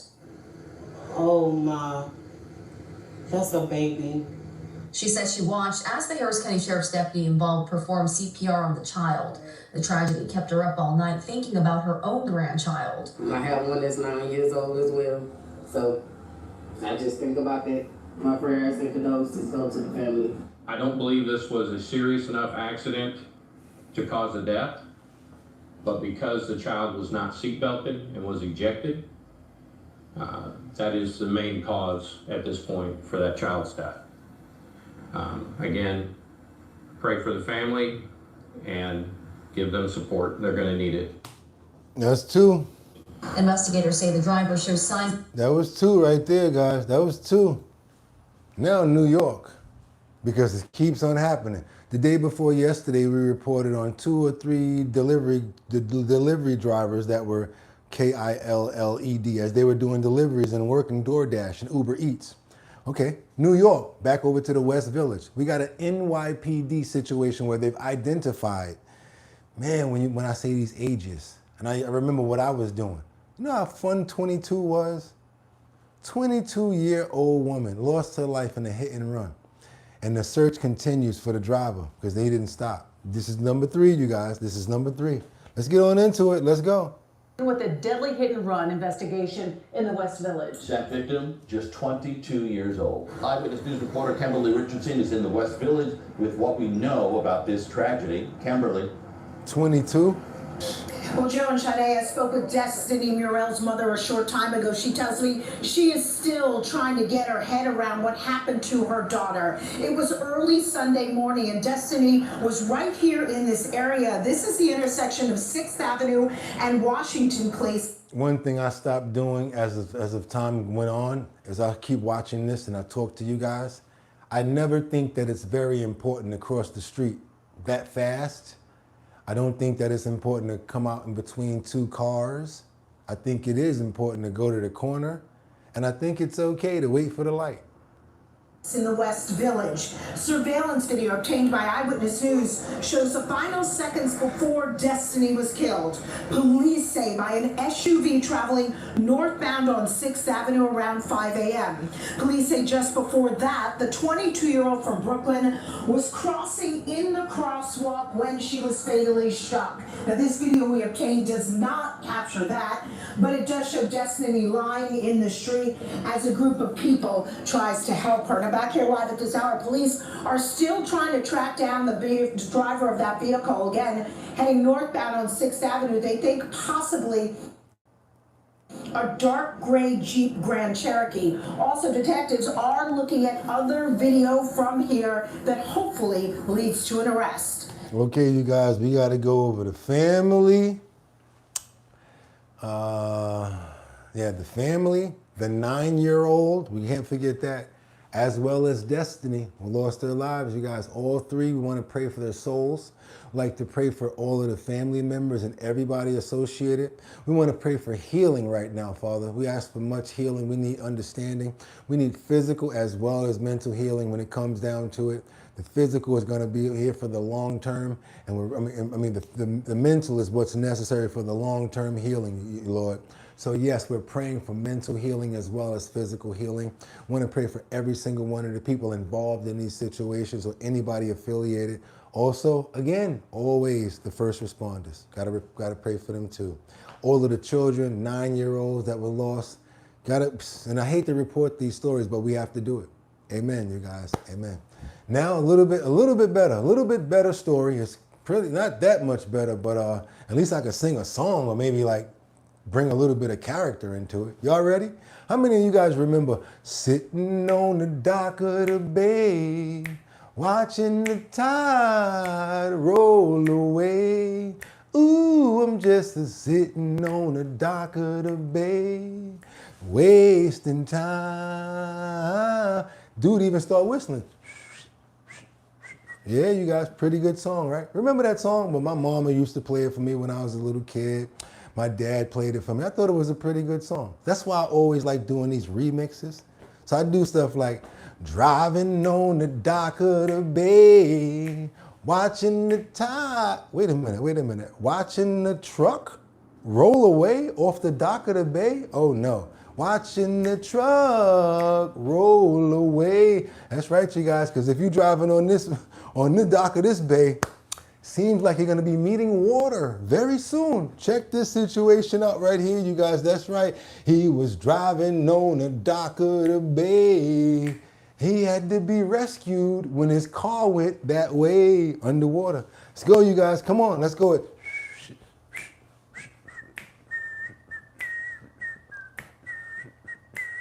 After a person Wait a minute. Hold on a minute. off a dock on the eastern shore, and there it goes. You can see the car fully submerged, but the driver survived in large part because of one good Samaritan who spoke to our Markeisha Jackson. It's an interview you'll see only on 10. Not Markeisha. What? Is she black possibly? Let me see. What's going on with Markeisha? It's not unusual to see cars on this dock. A lot of people drive up and down it, usually to board their vessels. But on Fridays... Hold on a minute. Let's explain how she got her name. Her daddy name is Mark, and her mama name is Keisha. They was arguing. No, name her Mark. How am I name the girl Mark? Well, I'm going to name her Keisha. Well, you better put it together. We're going to have a problem. All right, how did it happen? Markeisha. There you go, just like that. Someone drove down this dock and never stopped. And I noticed a SUV just casually going down, like undescript, down this here dock. Oh my God. This is video of that SUV tumbling into the Chesconessix Creek. Dial 911. John Johnson, among those who watched it all unfold. She said, won't you please call 911? Tell them the car has just went down. He says the vehicle was being driven by a man who you can hear calling for help in this video. Started to like be possibly drowned, then I quickly grabbed the kayak, hauled butt over, threw a life jacket on him. He reached the man and kept him afloat using his kayak until police and fire crews arrived to the scene. A rescue swimmer finished the job, bringing the man to safety. It all unfolded on Pruitt Lane in Onancock Friday evening, just before 10:30 today. I don't think I'd ride down there anyway. It's too slim. I mean, what you got now? You got to back up to get out of there? I don't know if I would have even went down there, y'all. Johnson's neighbors thankful for Phil, his I am. actions that ultimately saved a life. Even one of the longest Onancock residents shocked by what happened. I'm 73-year-old. I've been here all my life. Never seen nothing like this before. The Onancock Volunteer Fire Department chief says the driver of the vehicle was ultimately transported to the hospital with non-life-threatening injuries. Virginia State Police says their investigation is still ongoing. Man, let me tell you, if that would have happened to me, I would have just did the next best thing. I'd have been like, hold on a minute. What, we about to go down? I'd have made the call. Hello. Yeah, I need a taxi. You're like, what do you mean, Bugatti? How you gonna get a taxi in the water? I need a taxi. You got, oh, yeah, wait a minute. Oh, okay, matter of fact, we do have one for you. And it's coming straight out of Los Angeles, you guys. Check this out. We got an aircraft that's gonna provide air taxi service for LA for the 28 Olympics. That's right, you guys, you heard what I said. They got an air taxi now. The taxi, I guess Florida and DeSantis, they're going back and forth to try to see who can get these things in play first, you guys. Air taxi.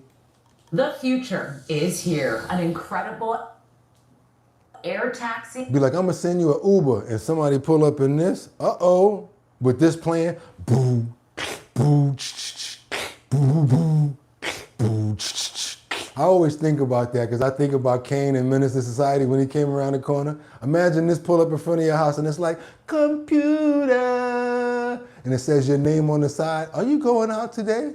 Is unveiled at LA Live ahead of the 2028 Olympics, and you've got to see it to believe it. The futuristic plane takes off and lands vertically like a helicopter, and it's 100% electric. The maker of the plane says it will be providing rides to and from events during the 2028 Olympics. Carlos Saucedo is in downtown LA with a look at the new air taxi. Nah, it's got to be all candy apple red with the boo, boo, do, do, do. You know what I'm saying? You know what I'm talking about, Scooter. Forget hailing a cab. How about hailing a vertical air taxi to bypass notorious LA traffic? It might sound futuristic, but the concept has made a soft landing at LA Live. LA 28's really on the cutting edge. It looks like it's in the future, for sure. Maybe, I don't know, maybe it's a little ahead of where we are. On Monday, AEG and Archer Aviation, the company behind the innovative electric air taxi, announced a partnership that will change the way Angelenos commute to major sporting events as LA is set to host the 28 Olympic Games. We'll be building the first ever vertiport in downtown Los Angeles in conjunction with Vertiport. LA Live and AEG, and it ties really nicely into our existing LA network. And also, would you pay an extra $20 to drive this to be out of LA traffic? Yes! How many people would? This thing will be booked up like crazy. You kidding me? I've been caught up in LA traffic before. You could live in LA traffic. I mean, literally live in LA traffic. So the things that we're doing around the LA 28 Olympics. Archer's midnight aircraft seats up to 4 passengers and a pilot, turning what would otherwise be hour-long ground trips into 10 to 20-minute all-electric flights. All it is the drone, the big size. I'm telling you guys, that's what they did. They mastered the drones and everything, and they just made it a larger size. They scaled it. LA Live will serve as a vertiport central hub for 19 Olympic and Paralympic sporting events. Nah, but that's how you do it. You don't do it with the 2,000 extra. You're trying to get a whole bunch of people. Like, nah, if your ride was gonna be $25, it's now $45. Man, that thing will be backed up. They'd be like, where's the plane at? I paid an extra $25 for this thing to come in. Have people screaming to the sky. No, I would like to keep the price low. That's just how I am. So more people can experience it after more testing. How about that, you guys? Hey, now, we got to get with the future, you guys. And we can't be spending all our money talking about no $20,000, no $2,000 off the top. No, they got to make it affordable for us. How are you going to call it a taxi and it's not affordable? It's not going to work. We're going to go complain to the Taxi and Limousine Commission messing around with us. We're gonna find a couple of groups out there saying that they're prejudiced towards us. I don't see any flags on the side of that thing. Oh my God, you already know how they get down. Let's keep on going, you guys. We gotta get on over to West Palm Beach as the e-bike confrontation goes viral. You guys remember that e-bike confrontation with the 12-year-old where the older man grabbed and snatched the kid up off of his bike and and another person took his phone? Well, guess what? They're trying to use the stand your ground laws to beat the assault charge. They've already kind of slid themselves out of one part of the charges. Now he's trying to use the stand your ground clause law to make an excuse and say that's why he grabbed him. What do you guys think about this? Is this technically related, or is it going to be called stand your ground, or they're just trying to find a technicality? Like in the West Palm Beach Boca e-bike confrontation, we've been following this since April. You remember this video? One of the men seen in this video who's been wrestling with that teenager on the e-bike, well, now he wants the judge to toss out the charges Dude, where's my plane? Dude, where's my car? against him. Ari Brooks' attorney says that Brooks never took the teenager's phone, and he argues that Florida's stand your ground law gave him the right to grab the teenager. CBS 12's Katie Venti has been following this case from the beginning and explains how the stand your ground defense could be part of Brooks' legal strategy. Well, Jim, Ari Brooks isn't claiming that he feared for his life. He's arguing that he used non-deadly force, grabbing that 13-year-old because he believed he needed to protect someone else. And now the stand your ground law could help put an end to that battery charge. Stand your ground, a law most people associate with shootings, now being used to defend this. Another question, where are they going to pick you up from? You might have to go to a certain place for them to pick you up too. So I think we're just reaching with that. But if they get smaller or actually make them available, I'm sure that they will be. They're gonna work this out soon, you guys. There will be those flying cars. They already have them. It's already gonna happen. Just had surgery. Ari Brooks says that wasn't battery. He was protecting Mitchell Schumann. It's ringing. Give me my phone and you tell me where you live. It's ringing. This started in April inside West Boca's gated Lotus community. Investigators say Schumann confronted the 13-year-old over reckless e-bike riding. And he's totally wrong. I gotta say it. That man is wrong. Because you don't approach no kid. You find the parent and you talk to them. Approaching the kid is not the way to do it. And you definitely don't try to intimidate or throw or hurt him. You don't do anything like that. So I'm gonna have to say he brought a lot of this on himself. Threw a water bottle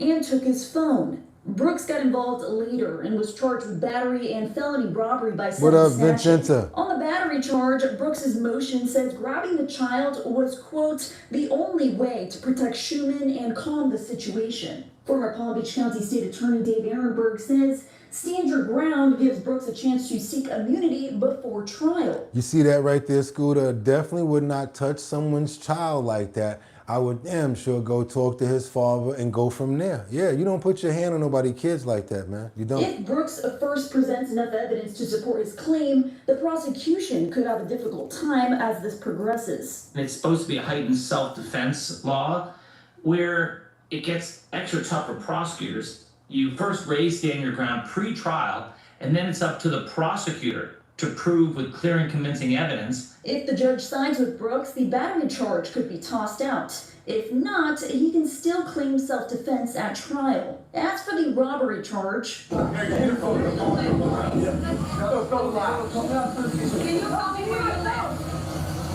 Because he's like, yo, you're not leaving. But think about the kid. Like, you're not leaving with my phone no matter what. Give me my phone. And he's right about that. Brooks argues Schumann handed him the phone and he never snatched it from the child. The attorney for Ari Brooks says no comment for now. He wants to see what the judge will do with this. Now, both Brooks and Schumann are due back in court September 30th for a status hearing, but Brooks could have an earlier hearing on that motion before that comes. Live from the Palm Beach County Courthouse, I'm Katie Benton, CBS 12 News. Oh, I think we got a little bit of love for breakfast. Did we get some breakfast love over here? Thank you so much for the breakfast love. Regina, thank you so much. What's your name over here so we can shout you out? Thank you so much for the $10 super chat. $10 cash app, you guys. Really appreciate that. Let's send some hearts back because that's going to go for some breakfast, you guys. That's some breakfast right there. Appreciate you so much. Appreciate you so much. And we know you're going to get that love right back from us, right? It's going to keep me up, keep me nourished, and I'm going to be able to keep on doing the show. You guys, I could not do this without you. Believe it or not, you're the only thing that's really keeping this show together. And guess what? I love you for it because you know what that shows? That shows that we can get up out of here and go anywhere. That's right. And we got a good show no matter what. Go anywhere and do it. That's why we're about to start opening up more channels. You guys see I'm doing videos. We got a lot of other stuff going on. Check out the Snoop Dogg video right down there. You see that right there? Could you imagine doing 1 billion streams and you're like $45,000? Yeah.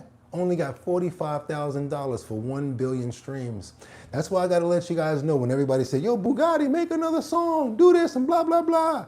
It's not even affordable anymore, you guys. Think about it. Gotta buy the beat from the producer. You got to do that. Then you gotta go to the studio. Well, not the studio, because I got that. You gotta shoot the video. Then you gotta edit the video. Then you gotta pay for the promo. That's a lot of money right there, you guys. And think about it. Nowadays, with these guys, do you really make your money back off the views? How many views do you need, actually? That's why I brought it right back to the Snoop Dogg situation. Snoop Dogg, #1 major artist. 1 billion streams. He got a check for like $43,500. So all of you people that's saying, it's easy to be a rapper, it's easy. All you gotta do is put your music on the internet. Yeah, okay, sounds good. But I said like the same thing I said in the video. If it was that easy, everybody would be doing it. Let's keep on moving forward, you guys, and thank you so much for bringing us up to date on this information right here. I'll be bringing you guys up on the sentencing to see what happens on that e-bike situation as well. Also, you guys, like I told you, we're almost at 75,000 subscribers. Let's go for it. Let's see if we can make a difference today. Also, the likes are still, they do a little bit of something and it makes us look pretty cool, but you know what? We still appreciate it. And again, thank you for the Cash App. For the 10, really appreciate that. Let's get on over to the Bronx. It's a totally sad story that I was kind of trying to delay, but I got to do it. And especially when it's the Bronx. So we got to say, if I can make it there, I'll make it bump, bump.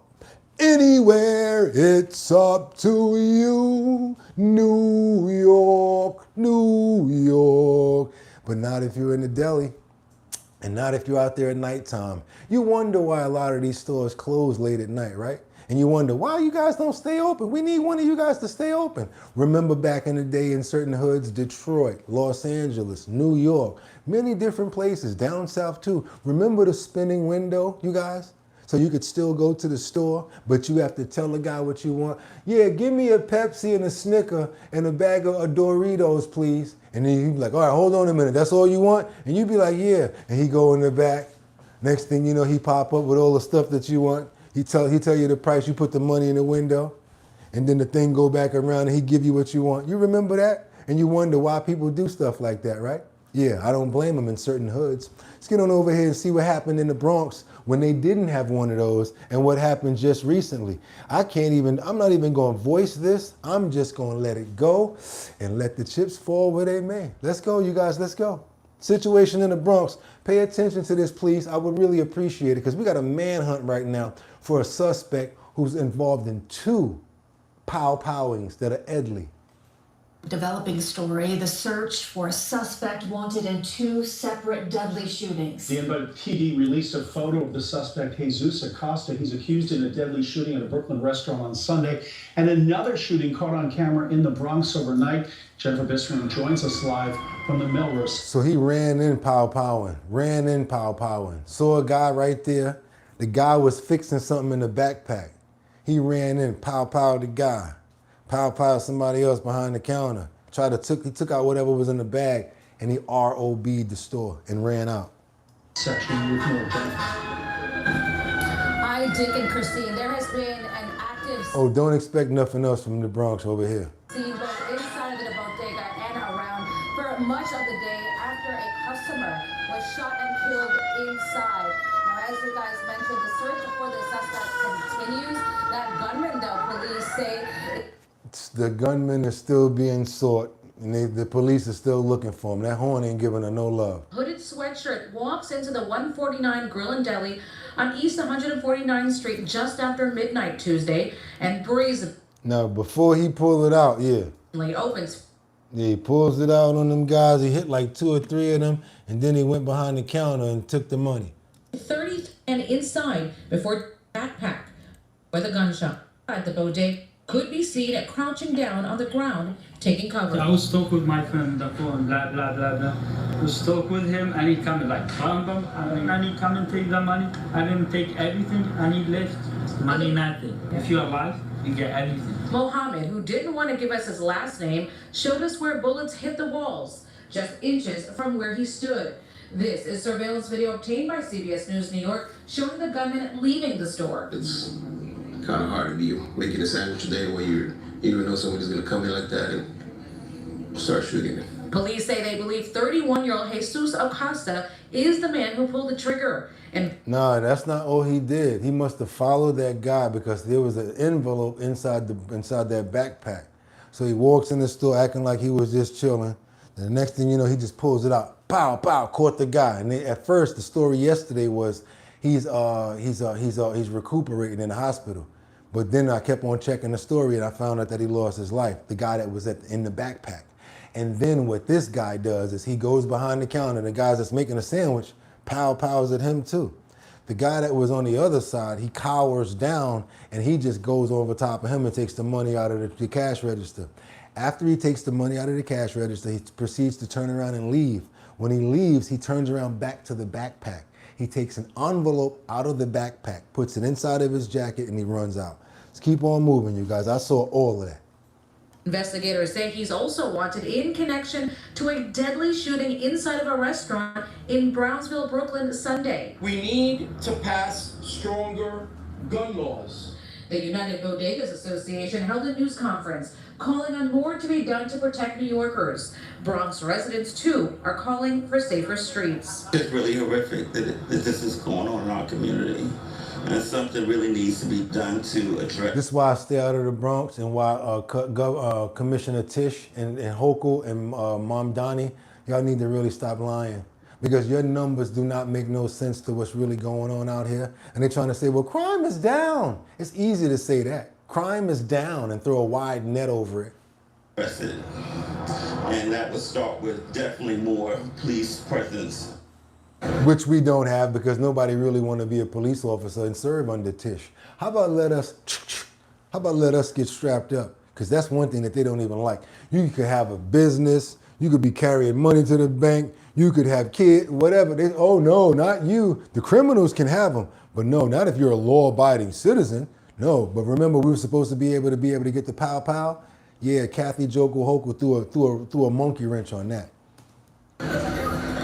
And we've learned Acosta has been out on parole since April. He served more than 10 years behind bars for crimes like assault and criminal possession of a weapon. Police are still searching for... So one of those guys could have probably defended himself if he would have, as soon as he walked in, see the guy do that. Maybe one of the guys could have defended themselves if they were in Texas or another state that allow you to carry. You get where I'm going here?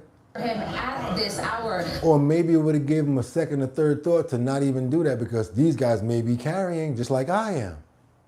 The United Bodegas Association is offering a $5,000 reward for any information leading to an arrest. If you have any information, you're urged to call Crime Stoppers. Meanwhile, we still on some 1996 stuff where we got to worry about Quilles and Rodamans and all. You know what I'm talking about? What's the old man Quilles in the bodega store? Same situation, you guys. Old man Quilles right there. Pow them. And, oh, the police. As soon as the police keep going, they out of there. Because they don't get a chance to find out nothing until after the fact. Till somebody come in the store, oh, what happened? And here they go. Get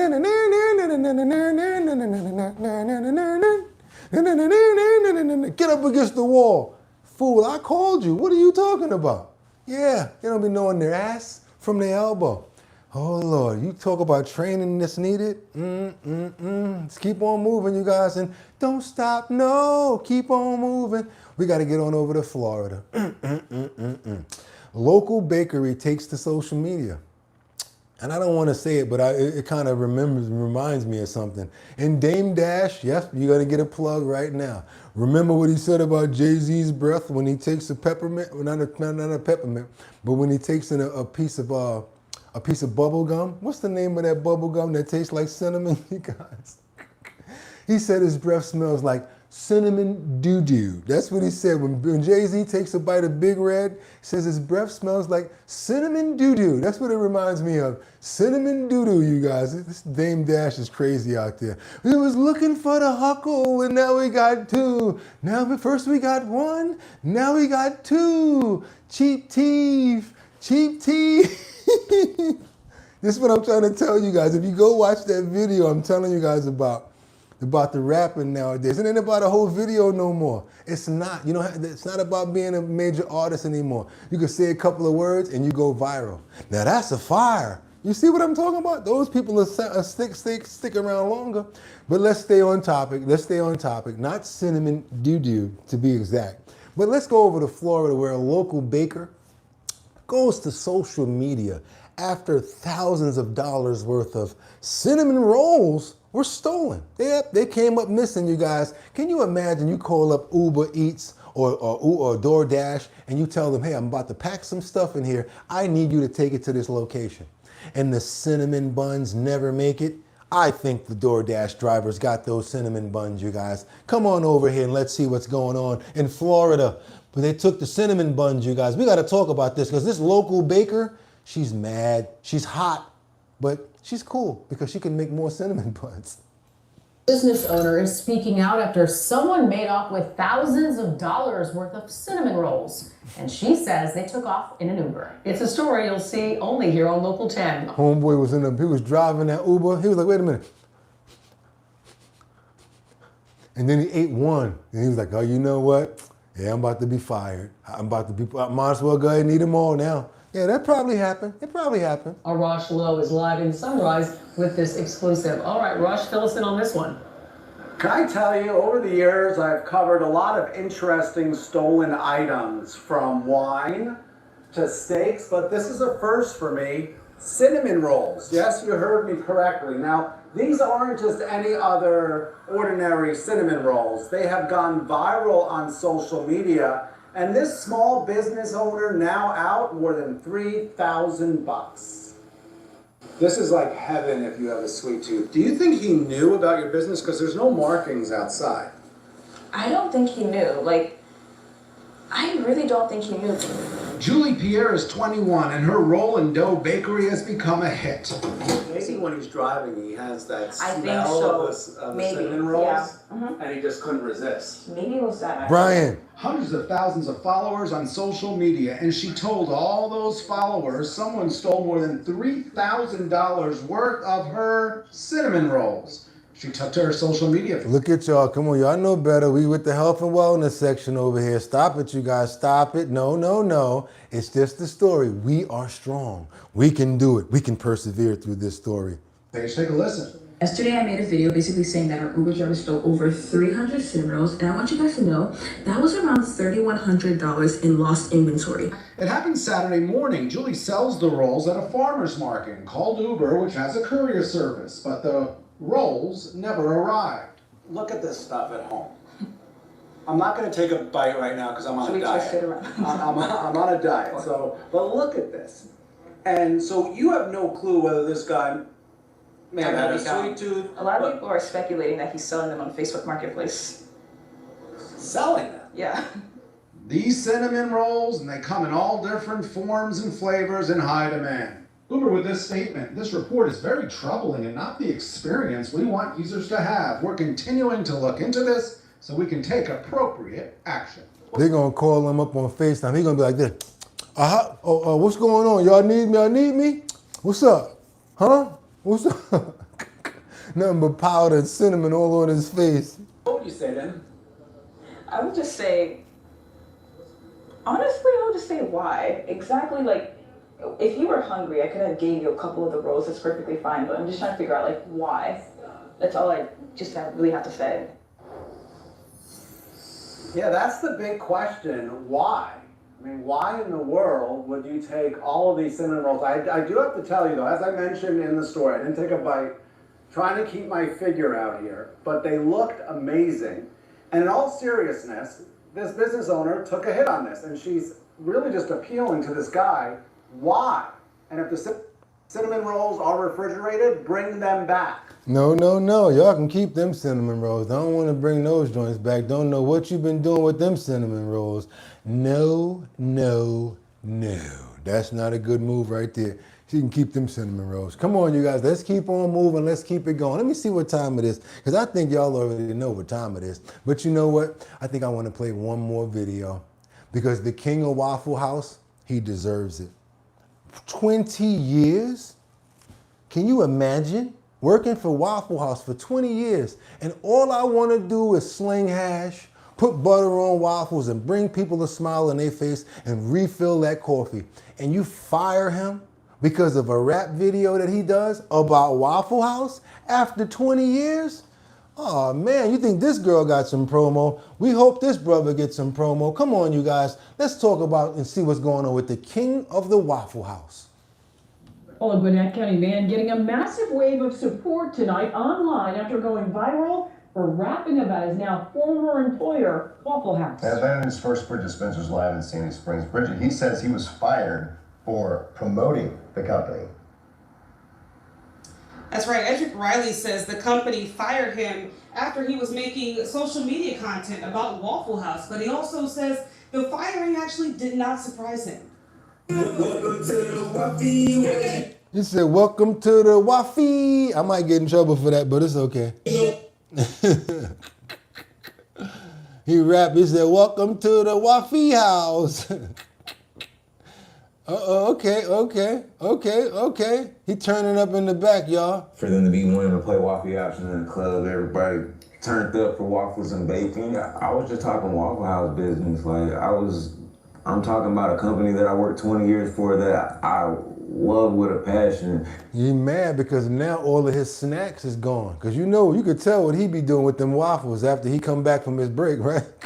Riley says he had two dreams in life. I wanted to move up, be a manager of a store, all that. I've held every position that a regular average employee can hold. The other was pursuing music at the same time. My songs were just supposed to be rotating in the jukebox. 8. That's what he said. He said all he wanted it to do is be rotating in the jukebox. Clean, no cussing. But when he was fired Friday, he says it didn't catch him by surprise per se. He was just disappointed. I'm not out here taking purses, or I'm not out here selling drugs. Just out here promoting Waffle House.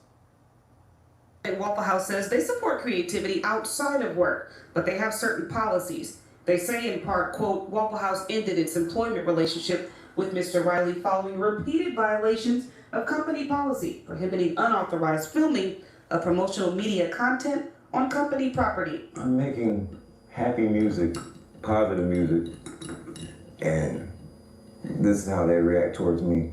But literally, you have a policy, so if you're going to enforce it, it's supposed to be enforced on everyone. Riley says multiple producers and artists have reached out. He since started a GoFundMe to help with living expenses and studio time to pursue music.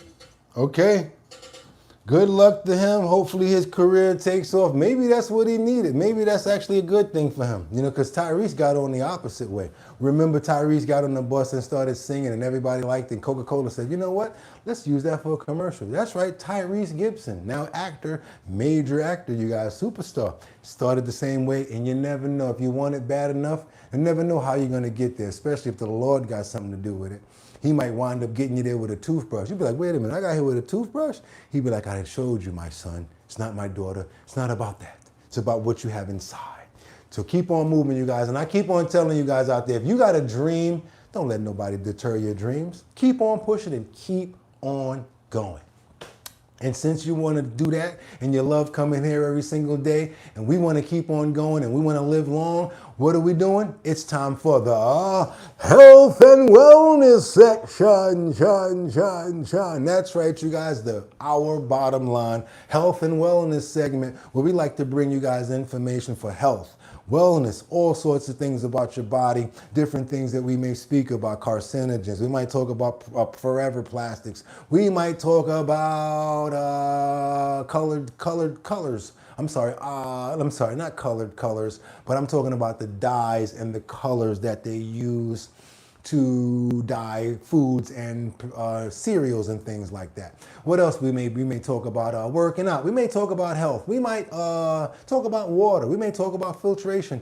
If it's health and wellness, we talk about everything over here. So why not talk about it since we haven't yet? Because I know we got a lot of them out there, and it may not be exactly a cigarette, but let's keep it sane and keep it safe. Let's go over here, you guys, because it's time for the health and wellness section. One of my favorite segments, I got to tell you guys. And what are we doing today?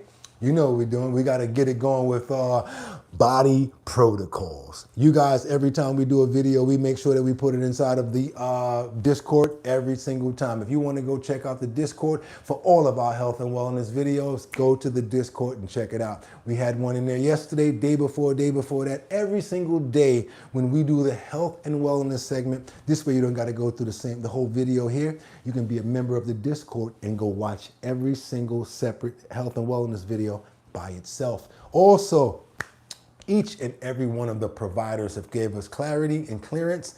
And last thing I want to say is make sure you subscribe to anyone that we show you, because if we wouldn't be watching it and showing you guys if we didn't believe in what they had to say. Case in point, first one up to bat, we call these guys body protocols. Oh, that's how we let's spell it out so you guys will know the channel. BODY protocols, PROTOCOLS, body protocols. And guess what? We're going there. I said it. What actually happens to your body when you smoke just one cigarette? I'm not talking about if you're a heavy smoker. I'm not talking about years of smoking. I'm talking about the first time and what happens to your body. That's right, you guys. It's the health and wellness section. Let's do it, you guys. Let's go. Let's see what happens the first time when you smoke a cigarette. Let's start it all the way from the beginning just to make sure, and let's go. Okay, how about some audio, Bugatti? That'll be nice. And maybe if you take that mute button off so that you weren't trying to get in trouble the last time, maybe that'll work too. What actually happens to your body when you smoke just one cigarette? Not a pack, not a habit. One single cigarette. From the very first inhale, before you even finish that first drag, your brain, your heart, your blood vessels, and your lungs are all already reacting, all at once, without your permission. This is not about scary warning label photos. This is the real, second-by-second timeline of what one cigarette does inside a real human body. And somewhere inside this timeline is the exact moment that decides something important. Whether this stays a one-time thing or quietly becomes something else. Because a lot of people become addicted to things and some people don't. Some people, get this out of here. Don't even want that. And it'll never happen again. Some people, they get addicted. Most people who ever smoke a single cigarette never intended to become a smoker. Almost nobody does. The body has other plans, and we are about to watch them unfold. Let's go. We are going to walk through this in real time. Seconds. Minutes. Congratulations, hours. Lori. Every system your body touches, in the exact order it happens. By the end, you will understand why one cigarette can feel like nothing at all, and why it is never actually nothing at all. Let's start at the very first inhale, the moment smoke first enters your mouth and throat. Cigarette smoke contains thousands of chemical compounds. The moment it touches the lining of your mouth and throat, several of them are absorbed almost instantly. When you see stuff like this, you be like, man, I ain't never smoking again, right? Like, that smoke then travels down into your lungs, into millions of tiny air sacs called alveoli, structures so thin that gases pass directly through their walls into your blood. Wow. This is where nicotine, the addictive compound in cigarettes, crosses into your bloodstream. And it happens far faster than most people realize. Nicotine reaches your brain in roughly 10 to 20 seconds from a single inhale. Wow. That is faster than a drug injected directly into a vein. Yeah, you heard that, you guys. That's faster than a drug injected to a vein. So that's like when you smoke something, it goes right to wherever it's trying to go to. And it starts to affect what? You guys see where it's going, right? To the dopamine, enhancing the dopamine. The reason is simple biology.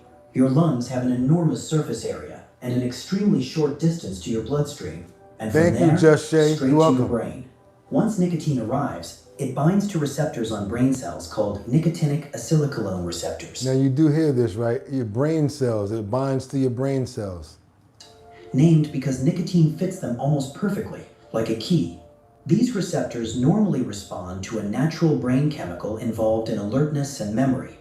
Nicotine hijacks that same. This triggers a release of dopamine, your brain's reward chemical, in a region called the limbic pathway, the same reward circuit involved in food, love, and, notably, most addictive substances. That's what nicotine does. It goes right to the dopamine. That dopamine release is the actual mechanism behind the head rush or slight buzz some people describe after a cigarette. At the exact same time, nicotine also triggers your adrenal glands to release adrenaline, your body's Vaping is alertness and worse. stress hormone. Adrenaline immediately increases your heart rate, often by 10 to 20 beats per minute, within just a few minutes of that first inhale.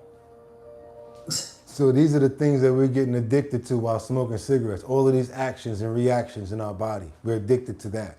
Your blood pressure rises alongside it. Your heart is now working measurably harder than it was 60 seconds ago from a single cigarette. Nicotine also causes your blood vessels to constrict, meaning they physically narrow. This is why long-term smokers often have cooler hands and feet from reduced blood flow to the skin. Reduced blood flow, you guys, long-term smokers. And you know what that can do, right? That can start cutting them digits off, especially if it has anything to do with diabetes. Also, you know, if any part of your body is already a little bit sick or you're dealing with any sort of disease, that's where cancer goes and tries to hang out too, especially when it comes down to the arteries. Meanwhile, something else is entering your bloodstream that gets far less attention than nicotine, and it may be more immediately dangerous. Cigarette smoke contains carbon monoxide, the same gas produced by car exhaust and faulty heaters.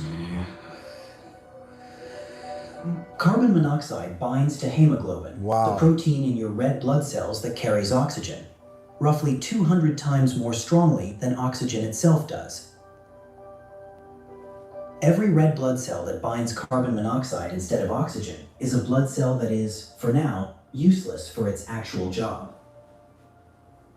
After just one cigarette, a measurable percentage of your red blood cells are wound up being like paralyzed, temporarily carrying carbon monoxide instead of oxygen.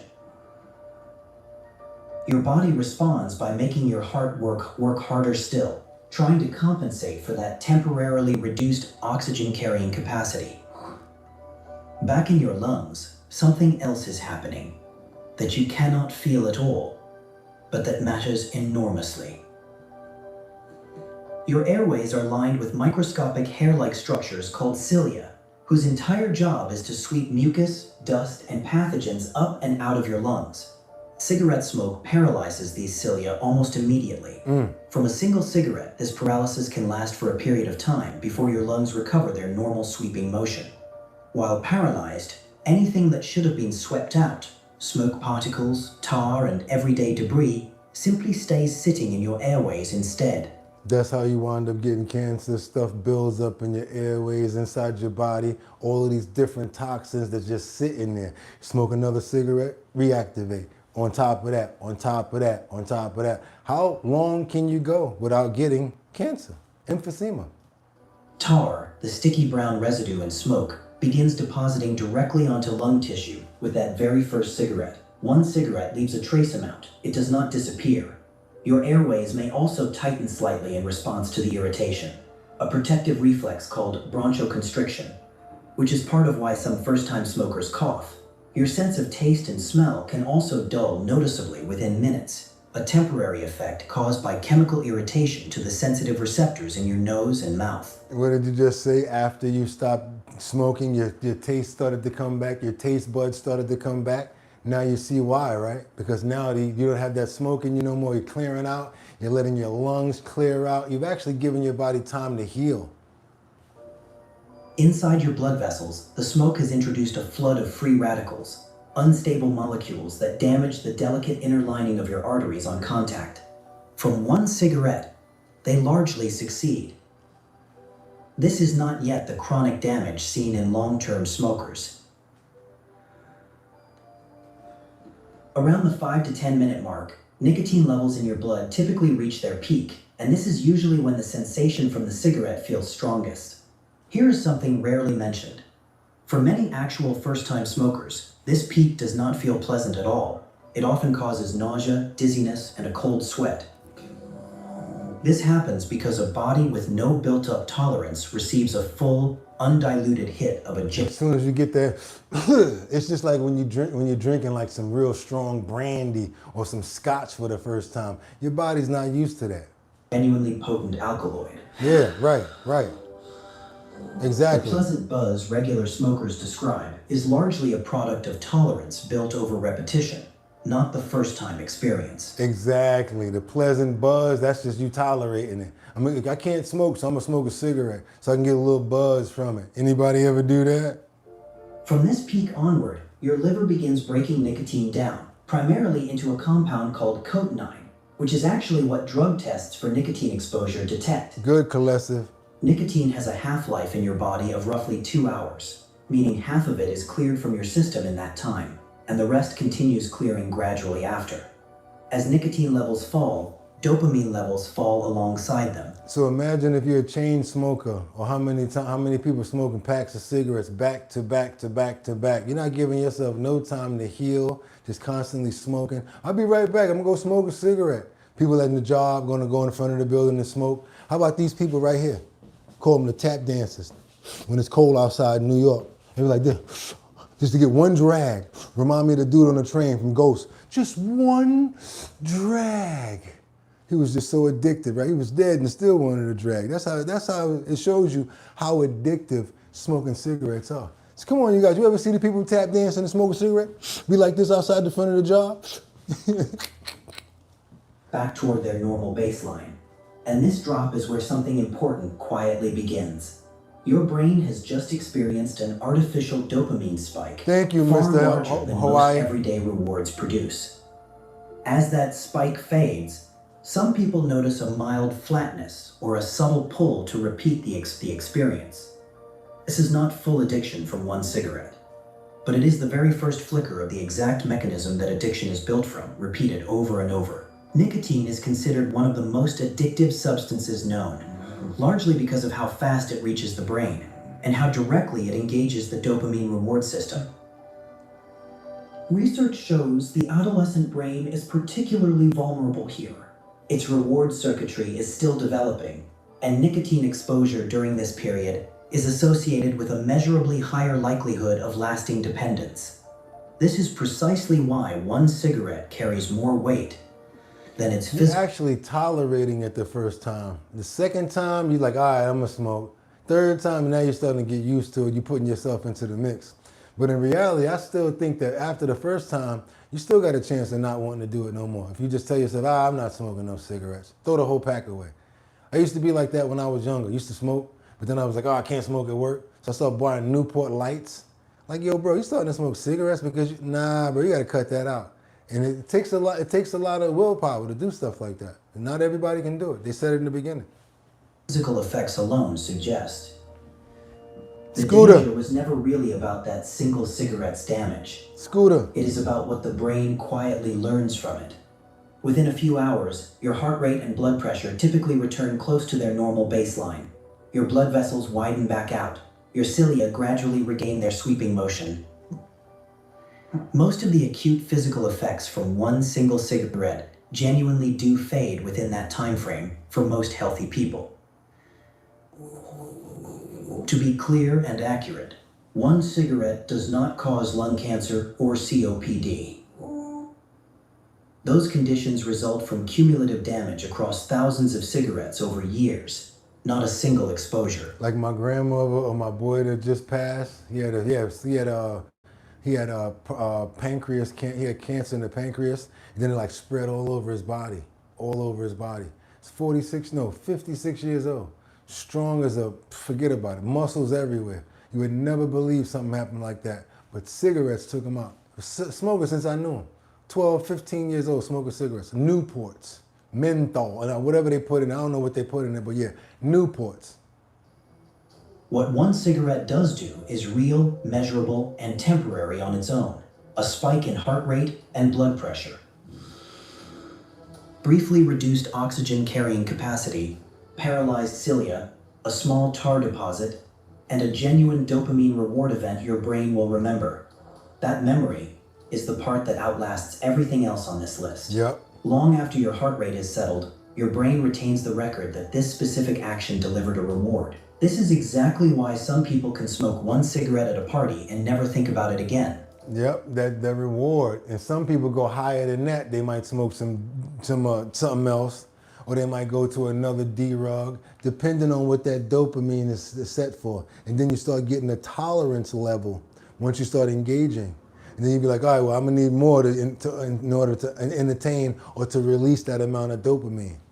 So yes, that's when people start graduating to other things. While others find themselves reaching for a second one days later without fully deciding to. Chasing the dragon. The timeline resets within hours. Right. The neurological memory does not reset on the same schedule.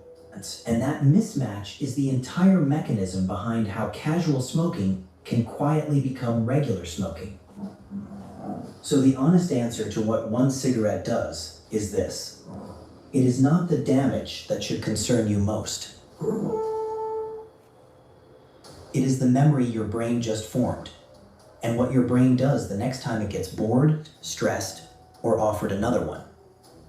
Follow body protocols. That's right, you guys. Follow body protocols, because that's what we do around these parts. What actually happens to your body when you smoke just one cigarette? It can get you addicted because of the dopamine and the tar that's sitting there, but you know what? It just depends on the person, I would say. And a lot of people I know that tried cigarettes, the first cough makes them either decide that they want to do it or not. Remember that time when your dad caught you smoking a cigarette and they made you smoke a pack? That worked for some people. Sometimes that works, but sometimes it doesn't. Let's keep on moving forward, you guys, because this is the health and wellness section, And what happens? What does it say? What actually happens to your body when you smoke just one cigarette? Follow body protocols, and that will be inside of our Discord. Let's keep on moving forward, you guys, because you know, once we start talking about addiction and stuff like that, I gotta make sure that I gotta follow up on you guys, because we've been talking about this and I owe you one more segment. You know how sometimes the doctor says, in the next segment, we're gonna talk about this. You wonder, is Bugatti gonna show us the next segment? Oh yes, I'm gonna show you the next segment, especially this one. And since we're talking about breaking habits, let's get back to Dr. Tracy Marks. How to build habits that actually last. It's not something that you guys have heard before. It's not gonna be redundant, but you know what, you guys, I gotta tell you something. I'm gonna do it like this. I'm gonna tell you first too, because there's something that's called neuropaths. And if you keep on going, creating these neuropaths and walking these same pathways, you'll be able to basically form a trail and be able to continuously do things. That's why our doctor says, do things in small time first. You don't have to do it so long. Maybe pick an hour a day to do something. Maybe a half hour to do a certain thing. This way your body starts getting used to it, and after a while, that part of the brain will start picking it up and you'll be able to do it like nothing. You guys don't even realize the way that you handle a fork, the way that you open the fridge and grab something and put it back. All of that's because of the brain memory, you guys. And it all started from doing one thing and constantly doing it over again, just like smoking cigarettes. So yes, we're gonna keep it moving forward. Like I said, we're talking about breaking habits. Let's get back to Dr. Tracy Marks and how to build habits that actually last. And of course, we're gonna have all of these videos inside of the health and wellness section. And without any further ado, Dr. Tracy Marks, how to build habits that actually last, a neuroscience approach. Neuroscience approach, not a long video at all. You might think it is, but trust me, it's gonna fly by quick. Have you ever noticed that some people seem to make habits stick with very little effort, while others struggle to get past day 3? Maybe you've experienced this yourself. You've set a goal, like working out, journaling, or cutting back on bed rotting. That's lying in bed all day, doing nothing productive. You start out strong, but then life happens, and before you know it, you're back to square one. Meanwhile, someone else in your life seems to just decide that they're going to do something, and they follow through like it's second nature. I have to say, I've been on both sides of this coin before. I'm not gonna lie. I've been on both sides, probably depending on what it was that I was setting to do. But let's keep on going. So what's the difference? You might be tempted to think that it comes down to willpower or motivation, but the real answer has much more to do with how you work with your brain's natural tendencies rather than trying to overpower them. I'm Dr. Tracy Marks, a psychiatrist, and I help you strengthen your mind, fortify your brain, and build resilience. Come on in. In our last two videos, we talked about how habits form in the brain and why bad habits can be so stubborn. That's right. In this video, we're going to look at what sets successful habit builders apart, and more importantly, how you can use these insights to build lasting habits yourself. How did I not forget to show you guys this video? Am I strengthening my neural paths? Yep.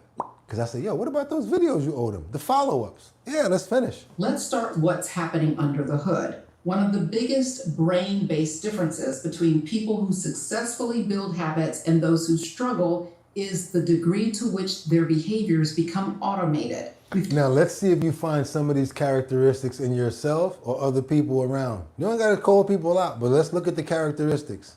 Talked before about how habits are stored in the region of the brain called the basal ganglia. This is your brain's autopilot system. Once a behavior becomes a habit, the basal ganglia takes over, allowing you to perform the action with little to no conscious effort. Grab the refrigerator door, get the mayonnaise out, boom, boom, boom, spread it on, boom, boom, boom. That's you remember that, you've been doing that for a long time. Basal ganglia. But here's what's interesting. Successful habit builders don't just have stronger willpower. They've managed to delegate more decisions to that autopilot system, which means that they don't have to rely on motivation every time they want to act. And that gives them a huge advantage. This is something you can train your brain to do as well. Small steps and small amounts of time. That's how you do it. Not even gonna lie. Quick cheat, tell you the cheat code right there. Every time you repeat a behavior in a consistent context, like brushing your teeth after breakfast or taking a walk at lunch, you're reinforcing the neural pathway associated with that behavior. I gotta call this out because I've started to tell myself that I'm gonna go outside because I'm in here a lot. I'm gonna go outside for lunch, take an hour, really get some vitamin D, get some air, breathe, walk and get my pace up, do my steps. To the point where now I can feel when it's almost time for that time to come around and my body is set in mode and ready to go do that. Let's keep on going. Over time, the path becomes so well worn that the behavior just flows. But here's the catch. Your brain needs clarity to do that. One of the top reasons people fail to form habits is because they're too vague, saying, I want to eat healthier, or I'm going to be more active. You can't talk the talk if you can't walk the walk. And don't be so vain. You probably think this video is about you. You're so vain. You guys heard that part, right? Also, like I tell you guys, I told you this months ago, and this is the real reason why I played this video again today. Because I keep telling you guys, it's about what's in the refrigerator and about what's around you. Because if it's not there, you can't eat it. If you don't let it go in your refrigerator, you're not going to prepare it. And this way, you don't have to worry about it. That's like your first line of defense is going to the supermarket and buying the right products.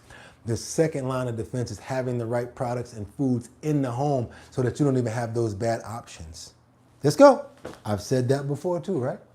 It's like giving your brain a blurry roadmap. Your brain doesn't know what to latch onto, when, where, or how this new behavior is supposed to happen. Without clear instructions, your brain can't automate anything. Compare that to something like, I drink a glass of water right after I brush my teeth in the morning. Now your brain knows exactly when the behavior happens, what triggers it, and how it fits into the existing routine. The problem is a lot of us are like, those are simple things. I'm not going to tell myself that. A lot of people think that way too.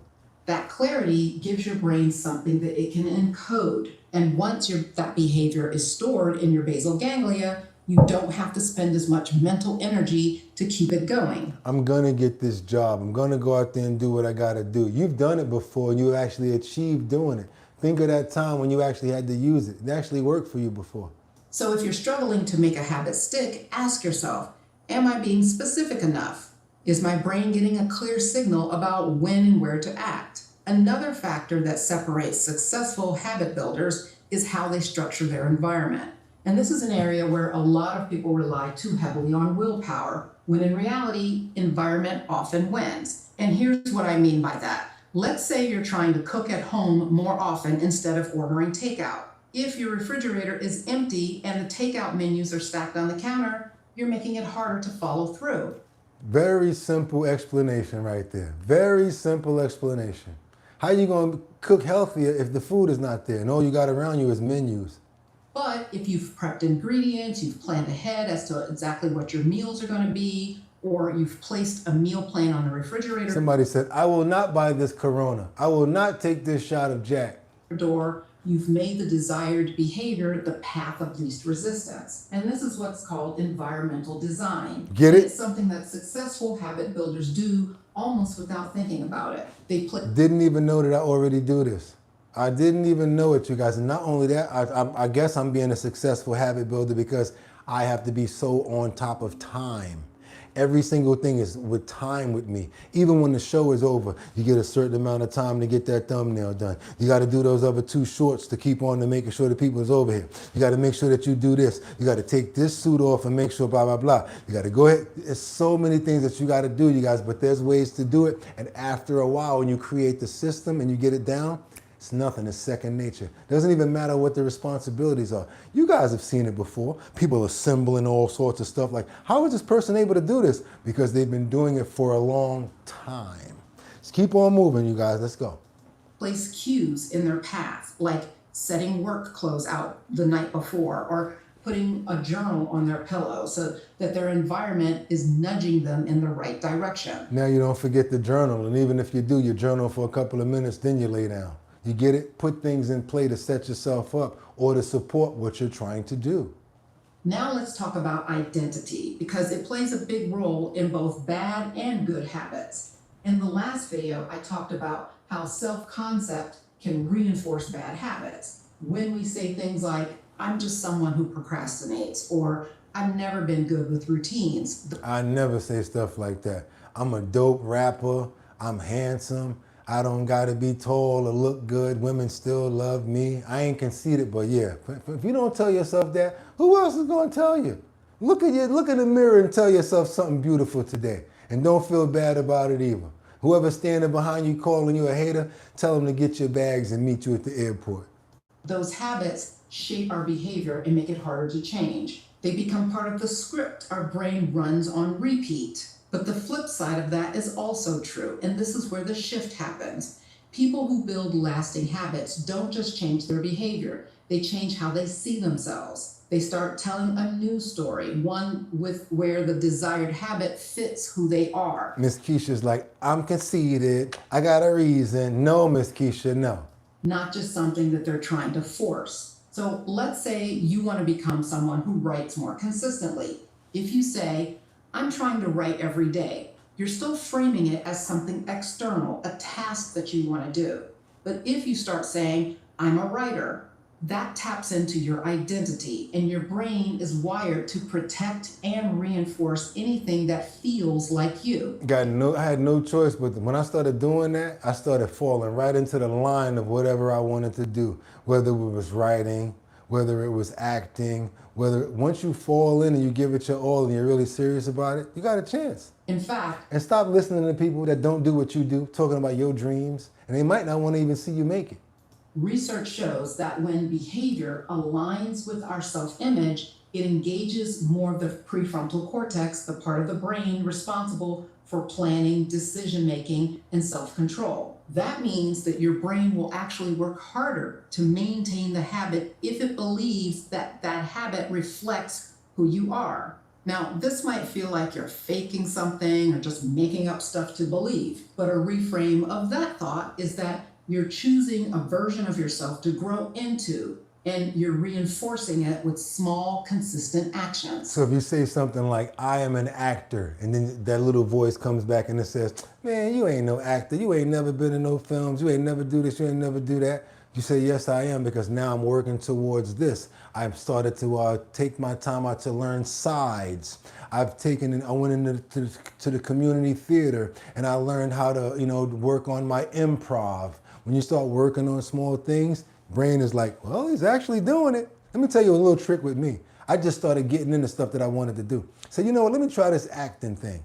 Put my pictures out there, and I use the rap thing and all of that. People are like, hey, we're interested in this guy. Pretty good voice, handsome guy. Let's get him on over there. And then when you get over there, you got to show out when you get over there. You don't just show up. You got to show out for them to keep you. Because everybody can do background and just stand around, but some people stand out. And that's another part that we got to talk about. When you really commit yourself to doing something, you 9 times out of 10, even if you reach your goal and you don't get what you're supposed to get, at least you reach there successfully, and now you've got the experience. Experience is very important, you guys. A lot of people I know, they would not invest or do business with anybody who doesn't have what? Experience. How do they say when you go to that first job? Well, you don't have any experience. And then you're like, well, I need the job to get the experience. Yeah, catch 22, right? Come on, you guys, let's keep on going. Let's go. You don't have to be perfect with this, but your language does matter. Saying, I don't miss workouts is more effective than I'm trying to work out more. The first one is a self-definition. I'm a person who doesn't miss workouts. I'm a person that doesn't miss workouts. And if I do, I'll catch up the next day. Like, I don't always get a chance to do my 600. If my arm is hurting or I'm feeling sore somewhere, I'll be like, man, you can't even do it tonight. I do the massage chair and I go to bed. And then the next day, I do my 600. 600 in the morning, 600 at night. 300 in the morning and 300 at night. And then I keep on pacing myself. And I don't feel bad about myself for missing that one session because I'm still moving forward. Sometimes things happen. Learn how to adapt. That's one thing I learned how to do too, adapt. But the second statement is just a wish. So try this. Take the habit that you want to build and reframe it through the lens of identity. Instead of, I want to meditate more, say, I'm someone who takes the time to reset my mind. Even if it feels a little aspirational at first, the brain will start wiring itself around that identity if you act in alignment with it. Doesn't have to be nothing major. Just act in alignment in a small measure because the brain is going to start to identify that. And now you're creating what? Neural pathways. That's what we're talking about. Start small, get big, go big. Did you learn how to walk overnight? Were you able to run the first time that they picked you up and put you on your 2 feet? No, you kept on falling, right? Had to keep on walking and get better. Then you ran faster. Get where she's going with this? Don't do it overnight because it's possible you can't do it overnight. You're not supposed to. If you want to keep it. In little small ways. This brings us to something called implementation planning. Implementation planning is the difference between hoping you'll do something and actually building it into your day. It's the difference between I'll try to read more and after I make coffee, I'll read 1 page while I drink it. I'm gonna try to do these other videos, but our bottom line is really hard. I gotta figure out a way to do these side videos at the same time while I'm doing our bottom line. What could I do? Automatically went outside, tried to start doing side videos. Boom, didn't work, right? Sat down one day, gave myself a little bit of time and I made a list. You probably should do this. You probably should do that. Let's do this. And then now, for some reason, every single time when I'm caught up, I look at that list and it's real things that I really need to be doing. So now I can make side videos as I'm doing our bottom line because I've given myself a pathway to do it and I've laid it out and given myself a visual of how I can complete it. Only thing is stopping us from doing this stuff is us. Like getting to them natural peanut butter cookies in that kitchen in there. Making myself know that reward is gonna be there for me. That's right, I got some organic peanut butter cookies in there with the cream in the middle, and that's what I'm gonna reward myself with. So I'm gonna make sure I have a fantastic show today. You see what I'm saying? I set up certain things for myself for after. Rewards, I even do that. You get 3 cookies, that's it, and 1 piece of 75% chocolate, dark chocolate. Let's keep on moving, you guys, let's go. This works because it gives your brain a cue, a behavior, and a built-in reward, all the ingredients that are needed to build a habit loop. And over time, those loops become your default. One simple way to start this is with if-then planning. For example, if I feel anxious, then I'll take 3 deep breaths. Or if it's 7:30 and I'm home from work, then I'll put on my sneakers and go for a walk. I like the this. The more specific and tied to a context, the better. This kind of never knew if I caught myself doing this. And I don't mean to toot my own horn, but sometimes you got to know your stuff. I know my stuff. Didn't learn it or didn't practice it. Sometimes I say to you guys, if I got enough time, I come on and do a spotlight. If I got enough time today, I'll come on at 6 o'clock and I'll do a spotlight. I'm not promising, But at the same time, I'm giving myself an option. Now, if I start to edit and it get crazy in here, I'll be like, oh, I ain't gonna be able to do it. But even mentally, I tell myself, you owe that spotlight. So 2 days later, 1 day later, I still do it. It's just a personal thing with me. I have to keep my word to myself. I'm a nut job that way. See, I don't sleep. That's all I do. I mean, come on. If planning shifts your brain from reactive to proactive. Now, let's address something that trips up almost everyone at some point, which is falling off track. The reality is, successful habit builders don't avoid failure, they just recover from it faster. Sometimes people just gotta be able to say something 2 times. Some people you just have to rewind it sometimes, so they have to say it twice, so that they can go back over that neural path 1 more time. You guys, you did not learn how to cook chicken or whatever the first time and get it right. Did not learn how to boil an egg or the first time cook that rice. You made a couple of mistakes, right? So guess what? Get back on the horse if you fall off.